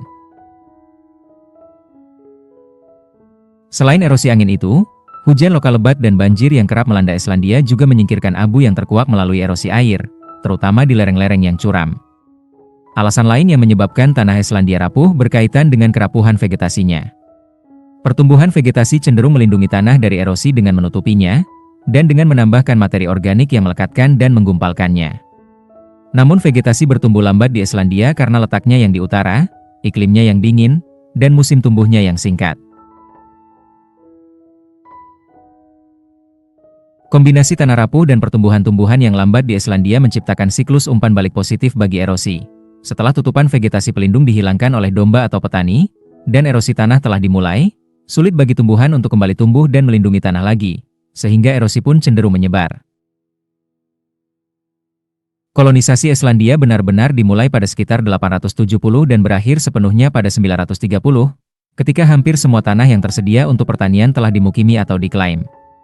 Sebagian besar pemukim berasal langsung dari Norwegia Barat, sementara sisanya adalah orang-orang Viking yang telah beremigrasi ke Kepulauan Britania dan menikahi perempuan-perempuan Keltik. Para pemukim itu mencoba menciptakan kembali ekonomi penggembalaan ternak yang mirip dengan gaya hidup yang mereka kenal di Norwegia dan Kepulauan Britania, dan didasarkan pada 5 hewan ternak yang sama, dengan domba yang nantinya menjadi paling banyak.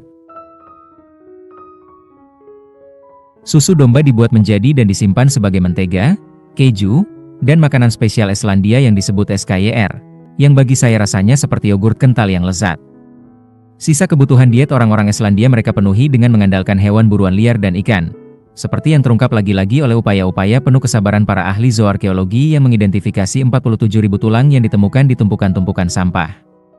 Koloni berbiak walrus dengan cepat dimusnahkan, dan burung-burung laut yang berbiak pun tumpas, sehingga para pemburu harus mengalihkan perhatian kepada anjing laut. Akhirnya, ikan menjadi sumber utama protein alami, baik itu trout, salmon, dan char yang melimpah di danau dan sungai, maupun cod dan haddock yang melimpah di sepanjang pesisir. Ikan cod dan haddock penting sekali dalam memungkinkan orang-orang Islandia bertahan melalui abad-abad berat zaman es kecil dan dalam menjaga kelangsungan ekonomi Islandia masa kini. Ketika Islandia mulai dimukimi, seperempat wilayah pulau itu masih berhutan. Para pemukim membabat hutan untuk membuka ladang penggembalaan, dan untuk menggunakan pohon-pohon itu sendiri sebagai kayu bakar, kayu bangunan, dan arang. Sekitar 80% daerah berpohon asli itu dibersihkan dalam beberapa dasawarsa pertama, dan pada zaman modern sudah 96% yang gundul, sehingga hanya 1% wilayah Islandia yang masih berhutan.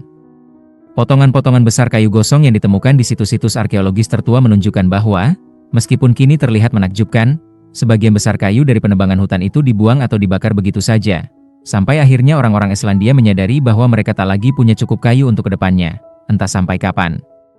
Begitu pohon-pohon awal itu telah disingkirkan, domba yang merumput dan babi, yang tadinya ada, yang mencabuti tumbuhan mencegah pohon baru bersemai kembali. Bila kini kita berkendara melintasi Islandia, sungguh menohok ketika kita menyadari bahwa gerombolan pohon yang terkadang ada dan masih berdiri kini sebagian besar dipagari agar terlindung dari domba.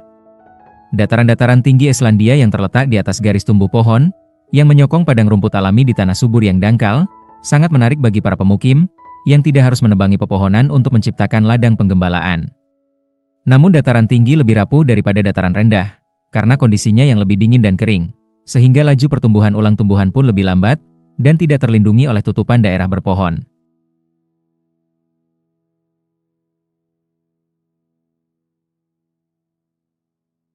Begitu permadani alam di padang rumput telah habis dibersihkan atau dilahap ternak, tanah yang aslinya adalah abu yang tertiup angin jadi terpapar kepada erosi angin. Selain itu, air yang mengalir ke bawah, baik sebagai hujan ataupun saliran lelehan salju, bisa mulai menorehkan selokan-selokan di tanah yang kini tandus. Namun seiring terbentuknya selokan dan jatuhnya muka air tanah dari bagian atas ke bagian bawah selokan, tanah pun mengering dan menjadi semakin rentan terhadap erosi angin. Tak berapa lama setelah manusia mulai bermukim, tanah Islandia mulai terbawa dari dataran tinggi ke dataran rendah dan akhirnya sampai ke laut.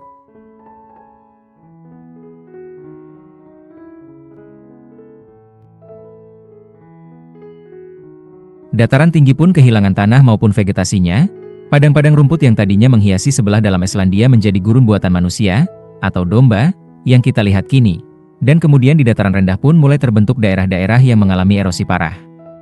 Kini kita harus menanyai diri sendiri, kok bisa biasanya para pemukim tolol itu mengelola tanah mereka dalam cara-cara yang jelas-jelas menyebabkan kerusakan seperti itu? Apa mereka tidak sadar apa yang akan terjadi? Ya, akhirnya mereka memang sadar. Namun pada awalnya mereka tidak bisa memahaminya, sebab mereka dihadapi dengan masalah pengelolaan tanah yang sulit dan tidak mereka akrabi.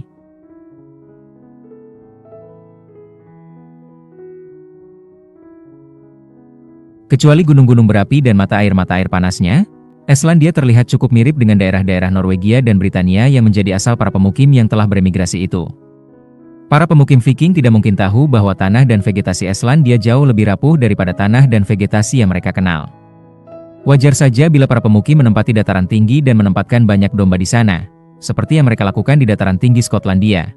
Bagaimana bisa mereka tahu bahwa dataran tinggi Islandia tidak bisa menyokong domba untuk waktu tak terbatas, dan bahwa di dataran rendah pun sudah ada terlalu banyak ternak? Singkatnya, penjelasan mengapa Islandia menjadi negara Eropa dengan kerusakan ekologis paling gawat bukanlah bahwa para imigran Norwegia dan Britania yang berhati-hati mendadak menjadi ceroboh sewaktu mendarat di Islandia, melainkan bahwa mereka mendapati diri berada di lingkungan yang sepertinya subur namun ternyata rapuh. Dan pengalaman mereka di Norwegia dan Britania tak mempersiapkan mereka untuk menghadapi itu. Ketika para pemukim akhirnya menyadari apa yang terjadi, mereka melaksanakan tindakan perbaikan. Mereka berhenti menyia-nyiakan potongan-potongan besar kayu, berhenti memelihara babi dan kambing yang merusak lingkungan, dan meninggalkan sebagian besar dataran tinggi.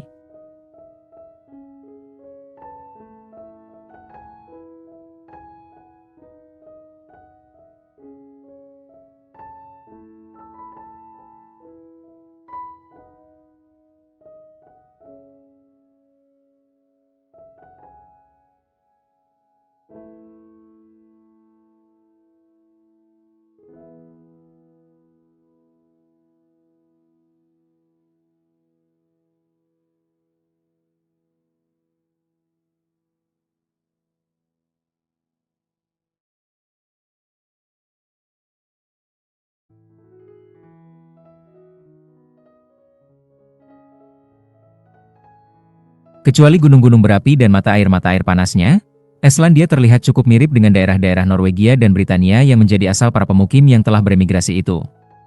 Para pemukim Viking tidak mungkin tahu bahwa tanah dan vegetasi Islandia jauh lebih rapuh daripada tanah dan vegetasi yang mereka kenal. Wajar saja bila para pemukim menempati dataran tinggi dan menempatkan banyak domba di sana, seperti yang mereka lakukan di dataran tinggi Skotlandia. Bagaimana bisa mereka tahu bahwa dataran tinggi Islandia tidak bisa menyokong domba untuk waktu tak terbatas, dan bahwa di dataran rendah pun sudah ada terlalu banyak ternak?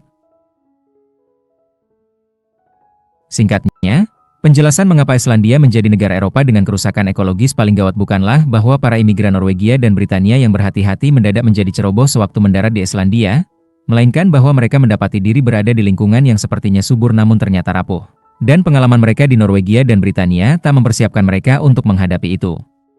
Ketika para pemukim akhirnya menyadari apa yang terjadi, mereka melaksanakan tindakan perbaikan. Mereka berhenti menyia-nyiakan potongan-potongan besar kayu, berhenti memelihara babi dan kambing yang merusak lingkungan, dan meninggalkan sebagian besar dataran tinggi. Kelompok-kelompok pertanian yang bertetangga bekerja sama mengambil keputusan bersama yang penting sekali untuk mencegah erosi. Semisal keputusan mengenai kapan pada akhir musim semi pertumbuhan rumput mencukupi untuk membawa domba-domba yang mereka miliki bersama ke ladang-ladang penggembalaan di gunung yang tinggi selama musim panas, dan kapan pada musim gugur mereka harus menggiring domba-domba itu turun lagi. Para petani berusaha mencari kesepakatan jumlah maksimum domba yang bisa disokong setiap ladang penggembalaan bersama, dan bagaimana jumlah itu dibagi-bagi menjadi kuota domba bagi masing-masing peternak. Pengambilan keputusan itu luas dan sensitif, namun juga konservatif. Bahkan teman-teman Islandia saya menjabarkan masyarakat mereka kepada saya sebagai konservatif dan kaku. Pemerintahan Denmark yang berkuasa di Islandia setelah 1397 terus-terusan dibuat frustrasi oleh sikap itu. Setiap kali pemerintah berusaha memperbaiki kondisi hidup orang-orang Islandia. Di antara daftar panjang perbaikan yang dicoba diperkenalkan oleh pemerintah Denmark adalah bercocok tanam padi-padian, memperbaiki jala ikan, menangkap ikan dari perahu bergeladak, bukan perahu terbuka, mengolah ikan untuk diekspor dengan garam, bukan hanya dikeringkan, industri pembuatan tali tambang, industri penyamakan kulit, dan penambangan belerang untuk diekspor.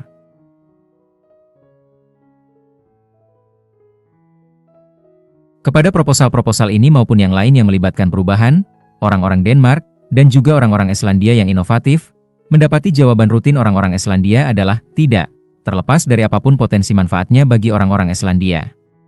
Kawan-kawan Islandia, saya menjelaskan kepada saya bahwa cara pandang konservatif ini bisa dipahami bila kita renungkan kerapuhan lingkungan Islandia. Orang-orang Islandia terkondisi oleh sejarah panjang pengalaman mereka sehingga menyimpulkan bahwa apapun perubahan yang mereka coba lakukan, hasilnya jauh lebih mungkin menyebabkan keadaan menjadi semakin buruk, bukan lebih baik. Dalam tahun-tahun pertama coba-coba selama sejarah awal Islandia, para pemukimnya berhasil membangun sistem ekonomi dan sosial yang kurang lebih berhasil.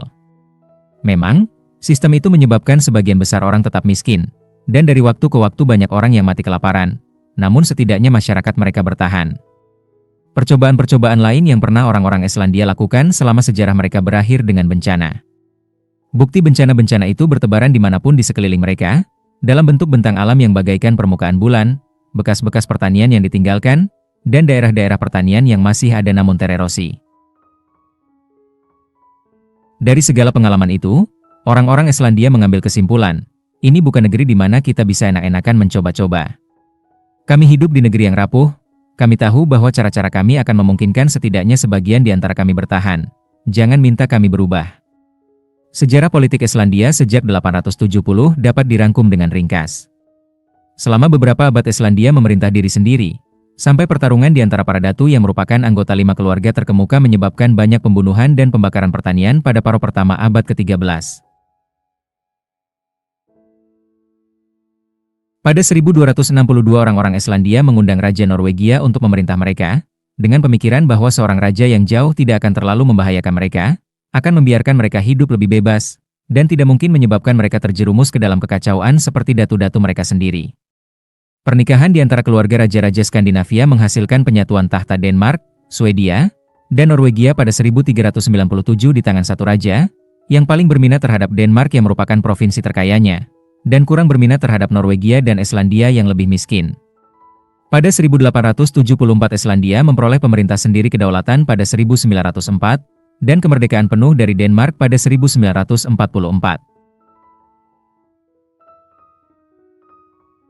Sejak akhir zaman pertengahan, ekonomi Islandia dirangsang oleh meningkatnya perniagaan ikan kod kering yang ditangkap di perairan Islandia dan diekspor ke kota-kota yang sedang tumbuh di Eropa daratan, yang populasi perkotaannya membutuhkan makanan. Karena Islandia tak memiliki pohon-pohon besar untuk membuat kapal, ikan-ikan itu ditangkap dan diekspor oleh kapal-kapal yang dimiliki oleh orang-orang asing dari berbagai negara, termasuk antara lain Norwegia, Inggris, dan Jerman, diikuti oleh Prancis dan Belanda. Pada awal 1900-an Islandia akhirnya mulai membuat armada sendiri dan mengalami ledakan penangkapan ikan berskala industri. Pada 1950, 90% lebih total ekspor Islandia merupakan produk laut, jauh mengalahkan arti penting sektor agrikultural yang tadinya mendominasi. Pada 1923 pun jumlah populasi perkotaan Islandia sudah mengalahkan populasi perdesaan. Islandia kini merupakan negara Skandinavia paling terurbanisasi, dengan separuh populasinya bertempat tinggal di ibu kotanya, Reykjavik. Aliran populasi dari wilayah-wilayah perdesaan ke perkotaan berlanjut hingga kini, seiring para petani meninggalkan pertanian-pertanian mereka atau mengubahnya menjadi rumah musim panas dan pindah ke kota untuk mencari pekerjaan, Coca-Cola, dan budaya global. Kini, berkat ikannya yang melimpah, tenaga geotermal, dan tenaga hidroelektrik dari sungai-sungainya, serta hilangnya keharusan mengumpulkan kayu untuk membuat kapal, yang kini terbuat dari logam, negara yang tadinya paling miskin di Eropa telah menjadi salah satu negara terkaya di dunia berdasarkan pendapatan per kapita. Kisah kesuksesan luar biasa untuk mengimbangi kisah-kisah keruntuhan masyarakat di bab 25. Pengarang novel Islandia pemenang hadiah Nobel, Halldór Laxness, membuat salah satu tokoh utama perempuan dalam novelnya Salka Valka mengucapkan kalimat abadi yang hanya mungkin diucapkan oleh seorang Islandia. Pada akhirnya, hidup tak lebih daripada sekadar ikan asin. Namun persediaan ikan menghadirkan masalah-masalah pengelolaan yang rumit, seperti juga hutan dan tanah. Kini orang-orang Islandia bekerja keras memperbaiki kerusakan yang disebabkan nenek moyang mereka terhadap hutan dan tanah, dan mencegah kerusakan serupa terhadap industri perikanan mereka. Dengan tur sejarah Islandia ini dalam benak, marilah kita bandingkan Islandia dengan kelima koloni Norse lainnya di Atlantik Utara. Saya sudah menyinggung bahwa nasib berbeda-beda yang dialami koloni-koloni itu terutama bergantung kepada perbedaan 4 faktor. Jarak pelayaran dari Eropa, perlawanan yang diberikan oleh para penduduk sebelum orang-orang Viking, kecocokan untuk agrikultur, dan kerapuhan lingkungan. Dalam kasus Islandia, 2 faktor itu mendukung mereka, sementara 2 lagi menyebabkan masalah.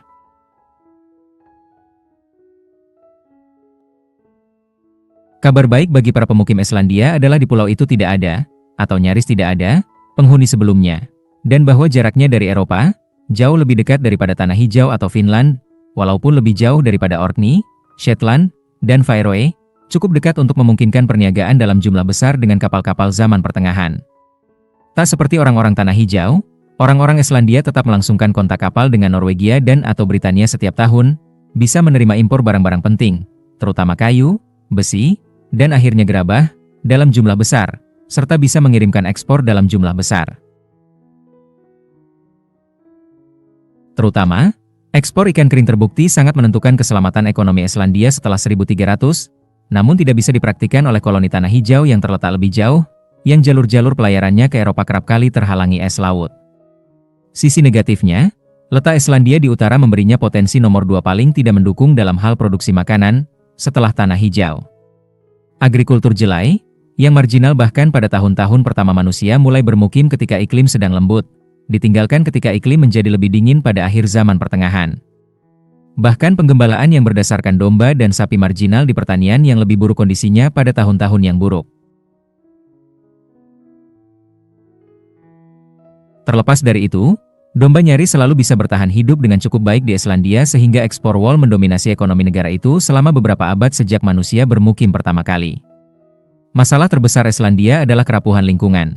Sejauh ini Islandia memiliki tanah paling rapuh di antara koloni-koloni Norse, dan vegetasi paling rapuh kedua setelah Tanah Hijau. Bagaimana sejarah Islandia dipandang dari perspektif 5 faktor yang menjadi bingkai kerja buku ini? Kerusakan lingkungan yang disebabkan sendiri, perubahan iklim, permusuhan dengan masyarakat-masyarakat lain, hubungan perniagaan bersahabat dengan masyarakat-masyarakat lain, dan sikap budaya? 4 dari kelima faktor tersebut berperan dalam sejarah Islandia, hanya faktor orang luar yang bermusuhan yang tidak berarti banyak, terkecuali pada periode serbuan bajak laut. Islandia memberikan contoh jelas interaksi di antara keempat faktor lain. Orang-orang Islandia bernasib sial karena mewarisi kumpulan masalah lingkungan yang luar biasa rumit, yang diperparah oleh pendinginan iklim selama zaman es kecil. Perniagaan dengan Eropa penting dalam memungkinkan Islandia bertahan meskipun ada masalah-masalah lingkungan itu. Tanggapan orang-orang Islandia terhadap lingkungan mereka dibingkai oleh sikap-sikap budaya mereka. Sejumlah sikap itu adalah yang mereka bawa serta dari Norwegia, terutama ekonomi penggembalaan, rasa suka mereka yang berlebihan pada awalnya terhadap sapi dan babi, dan praktik-praktik lingkungan awal yang cocok untuk tanah Norwegia dan Britania namun tidak cocok untuk Islandia. Sikap-sikap yang lantas mereka kembangkan di Islandia antara lain menyingkirkan babi dan kambing serta mengurangi arti penting sapi, belajar cara merawat lingkungan Islandia yang rapuh dengan lebih baik, dan menjalankan cara pandang yang konservatif. Cara pandang itu membuat pemerintah Denmark frustrasi dan dalam beberapa kasus mungkin membahayakan orang-orang Islandia sendiri, namun pada akhirnya membantu mereka bertahan hidup dengan tidak mengambil risiko. Pemerintahan Islandia kini tetap sangat mengkhawatirkan kutukan-kutukan masa lalu Islandia berupa erosi tanah dan perumputan berlebihan oleh domba, yang berperan sangat besar dalam menyebabkan negara mereka miskin untuk waktu lama. Ada satu departemen pemerintahan khusus yang bertanggung jawab berupaya mempertahankan tanah, menumbuhkan kembali pepohonan, menghijaukan lagi pedalaman Islandia, dan mengatur pemeliharaan domba. Di dataran tinggi Islandia, Saya melihat jalur-jalur rumput yang ditanam oleh departemen ini di bentang alam tandus bagaikan bulan, dalam upaya memantapkan kembali tutupan tumbuhan pelindung dan menghentikan penyebaran erosi. Seringkali upaya-upaya penanaman kembali ini, jalur-jalur hijau tipis dalam panorama yang coklat, di mata saya tampak sebagai upaya menyedihkan untuk mengatasi masalah yang kelewat besar. Namun orang-orang Islandia membuat sejumlah kemajuan. Nyaris di semua tempat lain di dunia, para ahli arkeologi teman saya harus berjuang berat meyakinkan pemerintah bahwa apa yang dilakukan ahli arkeologi sungguh memiliki nilai praktis. Mereka mencoba membuat lembaga-lembaga pendanaan paham bahwa penelitian terhadap nasib masyarakat-masyarakat silam dapat membantu kita memahami apa yang bisa terjadi terhadap masyarakat-masyarakat yang hidup di daerah yang sama saat ini.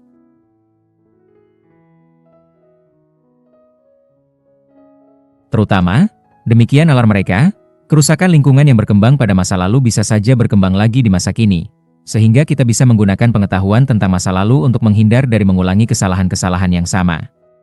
Kebanyakan pemerintah mengabaikan permohonan para ahli arkeologi ini. Tidak demikian halnya di Islandia, di mana efek erosi yang bermula 1130 tahun lalu masih tampak jelas, di mana sebagian besar vegetasi dan separuh tanah telah hilang, dan di mana masa lalu sedemikian tidak menyenangkan dan menyisakan jejak di mana-mana. Kini tengah dilangsungkan banyak penelitian mengenai permukiman Islandia zaman pertengahan dan pola-pola erosi. Ketika salah satu ahli arkeologi kawan saya mendekati pemerintah Islandia dan mulai menyampaikan penjelasan berpanjang-panjang yang biasanya dibutuhkan di negara-negara lain, tanggapan pemerintah Islandia adalah, "Ya, tentu saja kami menyadari bahwa memahami erosi tanah zaman pertengahan akan membantu kami memahami masalah kami saat ini. Kami sudah tahu itu, Anda tidak perlu buang-buang waktu meyakinkan kami. Ini dananya, silakan lakukan penelitian." Keberadaan singkat koloni Atlantik Utara Viking yang paling jauh letaknya, Finland, juga merupakan kisah menarik tersendiri. Sebagai upaya pertama orang-orang Eropa untuk mengkolonisasi benua Amerika, nyaris 500 tahun sebelum Columbus, koloni tersebut telah menjadi topik spekulasi romantis dan banyak buku. Demi tujuan-tujuan kita dalam buku ini, pelajaran-pelajaran terpenting yang harus ditarik dari upaya Finland adalah alasan-alasan kegagalannya. Pesisir Amerika Utara Timur Laut yang dicapai oleh orang-orang Viking terletak ribuan kilometer jauhnya dari Norwegia, di seberang Atlantik Utara, jauh di luar jangkauan langsung kapal-kapal Viking. Semua kapal Viking yang menuju Atlantik Utara berlayar dari koloni paling barat yang telah termantapkan, Tanah Hijau. Bahkan Tanah Hijau sendiri jauh dari Amerika Utara menurut standar pelayaran Viking. Kamp utama orang-orang Viking di Newfoundland terletak nyaris 1.500 km dari permukiman-permukiman di Tanah Hijau melalui pelayaran langsung. Namun pada kenyataannya membutuhkan pelayaran sejauh 3.000 km selama 6 minggu melalui rute menyusuri pesisir, yang terpaksa diambil orang-orang Viking demi keselamatan, mengingat betapa terbatasnya kemampuan navigasi mereka. Kalau sudah berlayar dari Tanah Hijau ke Finland dan kemudian kembali dalam musim panas yang cocok untuk pelayaran karena cuacanya yang mendukung, hanya akan tersisa sedikit waktu untuk menjelajahi Finland sebelum berlayar lagi. Oleh karena itu orang-orang Viking mendirikan satu kamp pangkalan di Newfoundland, di mana mereka bisa menghabiskan musim dingin, sehingga bisa menghabiskan keseluruhan musim panas berikutnya untuk menjelajah. Pelayaran-pelayaran menuju Finland yang kita ketahui diorganisasi di Tanah Hijau oleh 2 putra, 1 putri, dan 1 menantu Erik si Merah, yang telah mendirikan koloni Tanah Hijau pada 984. Tujuan mereka adalah memeriksa daerah itu, guna mencari produk-produk apa yang ditawarkan dan mengira-ngira kecocokannya untuk dihuni. Menurut saga-saga, para pelayar pertama itu membawa serta ternak dalam kapal-kapal mereka, sehingga mereka bisa langsung membuat permukiman permanen bila daerah yang mereka temukan tampak baik bagi mereka.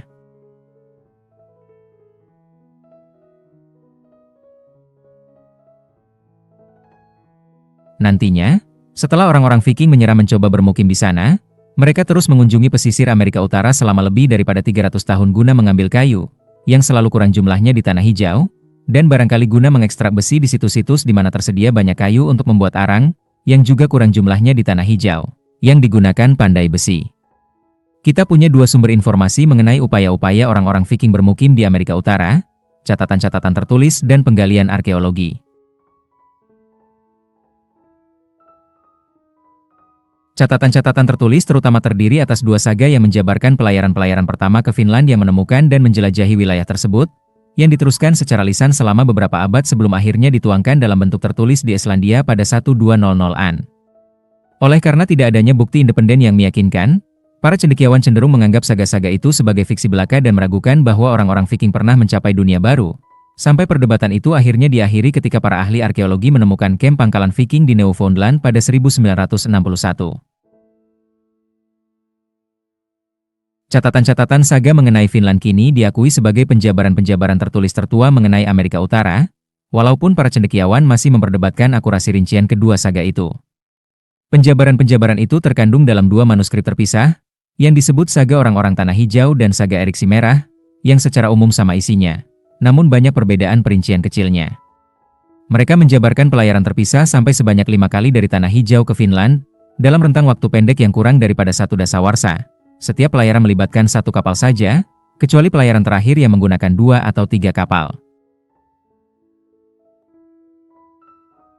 Dalam saga-saga mengenai Finland itu, situs-situs utama Amerika Utara yang dikunjungi oleh orang-orang Viking dijabarkan secara singkat dan diberi nama-nama Norse seperti Helluland, Markland, Finland, Leifsbudir, Straumfjord, dan Hop. Banyak upaya yang telah dikerahkan para cendekiawan guna mengidentifikasi nama-nama dan penjabaran-penjabaran singkat ini. Misalnya, wilayah ini, Markland, datar dan berhutan. Wilayah ini dinamai sesuai apa yang ditawarkannya dan disebut Markland, negeri hutan. Tampaknya jelas bahwa yang dimaksud Helluland adalah pesisir timur Pulau Baffin di Arktika Kanada, dan bahwa Markland adalah pesisir Labrador di sebelah selatan Pulau Baffin. Pulau Baffin maupun Labrador terletak ke arah barat Tanah Hijau di seberang Selat Davis yang sempit, yang memisahkan Tanah Hijau dari Amerika Utara. Guna tetap melihat daratan sebisa mungkin, orang-orang Viking Tanah Hijau tidak berlayar langsung melintasi laut terbuka Atlantik Utara ke Newfoundland, melainkan melintasi Selat Davis ke Pulau Baffin dan kemudian mengarah ke selatan, mengikuti pesisir.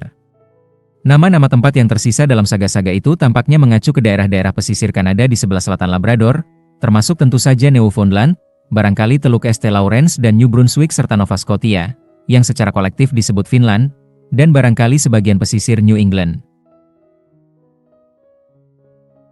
Orang-orang Viking di dunia baru awalnya pastilah menjelajahi wilayah yang luas guna menemukan daerah-daerah paling berguna, seperti yang kita tahu mereka lakukan di Tanah Hijau sebelum memilih 2 fjord dengan ladang penggembalaan terbaik untuk bermukim.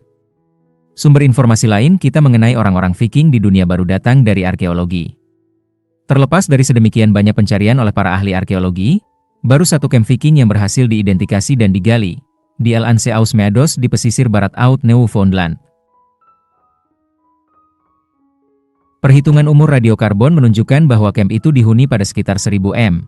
Sesuai dengan catatan-catatan saga bahwa pelayaran-pelayaran ke Finland dipimpin oleh anak-anak Eriksi Merah, yang mengorganisasi permukiman Tanah Hijau pada sekitar 984, dan yang menurut saga-saga itu masih hidup ketika pelayaran-pelayaran itu dilangsungkan.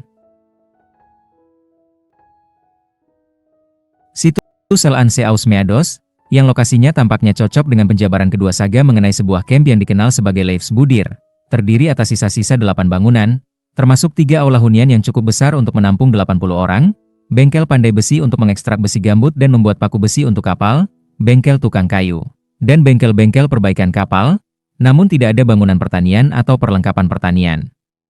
Menurut saga-saga itu, Leifsbudir hanyalah kamp pangkalan di lokasi yang nyaman untuk menghabiskan musim dingin dan berangkat menjelajah di musim panas. Sumber daya yang diminati orang-orang Viking justru ditemukan di daerah-daerah penjelajahan yang disebut Finland.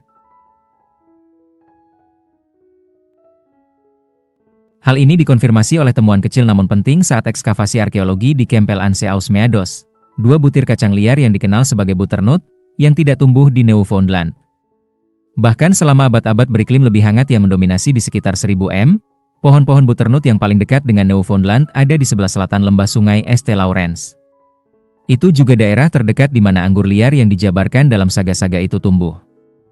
Barangkali karena anggur-anggur itulah orang-orang Viking menamai daerah tersebut Finland, yang berarti negeri anggur. Saga-saga tersebut menjabarkan Finland sebagai kaya sumber daya yang tidak ada di Tanah Hijau. Salah satu keunggulan utama Finland adalah iklim yang relatif lembut, letak lintang yang jauh lebih rendah, dan karenanya musim panas yang lebih panjang untuk pertumbuhan daripada Tanah Hijau, rumput yang tinggi, dan musim dingin yang lembut, menjadikan sapi-sapi Norse bisa merumput di luar ruang selama musim dingin, sehingga orang-orang Norse tidak perlu repot-repot mengumpulkan jerami di musim panas untuk memberi makan sapi mereka di kandang selama musim dingin. Hutan-hutan dengan kayu yang bagus ada di mana-mana. Sumber daya alam lain mencakup salmon danau dan sungai yang lebih besar daripada salmon yang ditemukan di Greenland. Salah satu tempat penangkapan ikan laut terkaya di dunia di lautan sekeliling Newfoundland, dan buruan, antara lain kijang, karibu, dan burung yang bersarang beserta telur mereka. Terlepas dari berkapal-kapal kayu, anggur, dan kulit bulu hewan berharga yang dibawa para pelaut kembali dari Finland ke Tanah Hijau, pelayaran-pelayaran itu tidak dilanjutkan, dan Camp El Anseaus Meados ditinggalkan. Walaupun penggalian arkeologi di camp itu menarik karena akhirnya berhasil membuktikan bahwa orang-orang Viking memang mencapai dunia baru sebelum Columbus, penggalian itu juga mengecewakan, karena orang-orang Norse tidak meninggalkan apapun yang berharga. Objek-objek yang telah ditemukan terbatas kepada benda-benda kecil yang barangkali dibuang atau tak sengaja dijatuhkan dan hilang. Misalnya 99 paku besi patah, 1 paku utuh, 1 peniti perunggu, 1 batu asah, 1 gelendong, 1 manik-manik kaca, dan 1 jarum rajut. Jelaslah, situs itu tidak ditinggalkan secara terburu-buru, melainkan sebagai bagian evakuasi permanen terencana di mana semua perkakas dan harta yang berharga dibawa pulang ke Tanah Hijau. Kini kita tahu bahwa Amerika Utara sejauh ini merupakan wilayah paling luas dan paling berharga di Atlantik Utara yang ditemukan oleh orang-orang Norse. Sepotong kecilnya yang disurvei oleh orang-orang Norse sudah cukup membuat mereka terpukau. Kalau begitu, mengapa orang-orang Norse tak meneruskan upaya mereka menduduki Finland, negeri yang berlimpah kemakmuran? Saga-saga menawarkan jawaban sederhana bagi pertanyaan itu. Populasi besar orang-orang Indian yang tidak bersahabat, dan orang-orang Viking gagal membangun hubungan baik dengan mereka. Menurut saga-saga, orang-orang Indian pertama yang dijumpai orang-orang Viking adalah kelompok yang terdiri atas 9 orang, yang 8 diantaranya mereka bunuh, sementara yang ke-9 meloloskan diri. Itu bukan awal yang menjanjikan bagi persahabatan. Tidak mengherankan kalau orang-orang Indian kembali dalam satu armada kapal kecil, memanah orang-orang Norse, dan membunuh pemimpin mereka, Thorvald putra Erik si Merah. Thorvald yang sekarat, sambil menarik keluar anak panah dari ususnya, konon meratap, "Kita telah temukan negeri yang kaya. Ada banyak lemak di sekeliling perutku. Kita telah temukan negeri dengan sumber daya yang baik, walaupun kita nyaris tak nikmati apa-apa." Kelompok pelaut Norse berikut berhasil memantapkan perniagaan dengan orang-orang Indian setempat. Kain dan susu sapi Norse ditukar dengan kulit bulu hewan yang dibawa oleh orang-orang Indian. Sampai seorang Viking membunuh seorang Indian yang berupaya mencuri senjata. Dalam pertempuran yang lantas terjadi, banyak orang Indian terbunuh sebelum sempat kabur. Namun itu sudah cukup untuk meyakinkan orang-orang Norse mengenai bahaya kronis yang harus mereka hadapi. Seperti yang dikatakan penulis saga Erik si Merah yang tak diketahui namanya, kelompok Viking pun menyadari bahwa, terlepas dari segala sesuatu yang ditawarkan oleh negeri itu, mereka akan terus-menerus menghadapi ancaman serangan dari para penduduknya yang terdahulu. Mereka bersiap-siap bertolak menuju negeri mereka sendiri, yakni Tanah Hijau. Setelah meninggalkan Finland di tangan orang-orang Indian, Norse Tanah Hijau terus mengunjungi pesisir Labrador yang terletak lebih ke sebelah utara, di mana ada lebih sedikit orang Indian, guna mengambil kayu dan besi. Bukti nyata kunjungan-kunjungan semacam itu adalah sekumpulan barang-barang Norse, potongan-potongan tembaga leleh, besi leleh, dan wol kambing yang dipintal, yang ditemukan di situs-situs arkeologi penduduk asli Amerika yang tersebar di Arktika Kanada. Temuan semacam itu yang paling menonjol adalah keping uang perak yang dicetak di Norwegia antara 1065 dan 1080 semasa pemerintahan Raja Olaf si Pendiam, yang ditemukan di situs Indian di pesisir Maine, ratusan kilometer di sebelah selatan Labrador, dan dilubangi untuk digunakan sebagai liontin. Situs Maine itu tadinya merupakan desa niaga besar di mana para ahli arkeologi menemukan batu dan berbagai perkakas yang berasal dari Labrador maupun banyak bagian Nova Scotia, New England, New York, dan Pennsylvania. Barangkali keping uang itu tak sengaja dijatuhkan atau digunakan berdagang oleh seorang pengunjung Norse ke Labrador, dan kemudian mencapai Maine melalui jejaring niaga Indian. Bukti lain kunjungan Norse yang terus berlanjut ke Labrador adalah dalam Tarikh Islandia untuk tahun 1347, yang menyebutkan tentang satu kapal tanah hijau dengan awak 18 orang yang mencapai Islandia setelah kehilangan jangkar dan terseret keluar jalur saat pulang dari Markland. Tarikh itu menyebutkan tentang kapal tersebut dengan singkat dan datar, seolah-olah tidak ada sesuatu hal tak biasa yang butuh dijelaskan, seolah-olah sang penulis tarikh menulis dengan sama datarnya. Jadi, berita tahun ini adalah salah satu kapal yang mengunjungi Markland setiap musim panas kehilangan jangkar. Dan juga Torun Karsdottir menumpahkan sebejana besar susu di pertaniannya di Jupadalur, dan salah satu domba Barney Bolason mati, Dan itu saja berita tahun ini, yang biasa-biasa saja. Singkatnya, koloni Finland gagal karena koloni Tanah Hijau sendiri terlalu kecil dan miskin kayu dan besi untuk menyokongnya.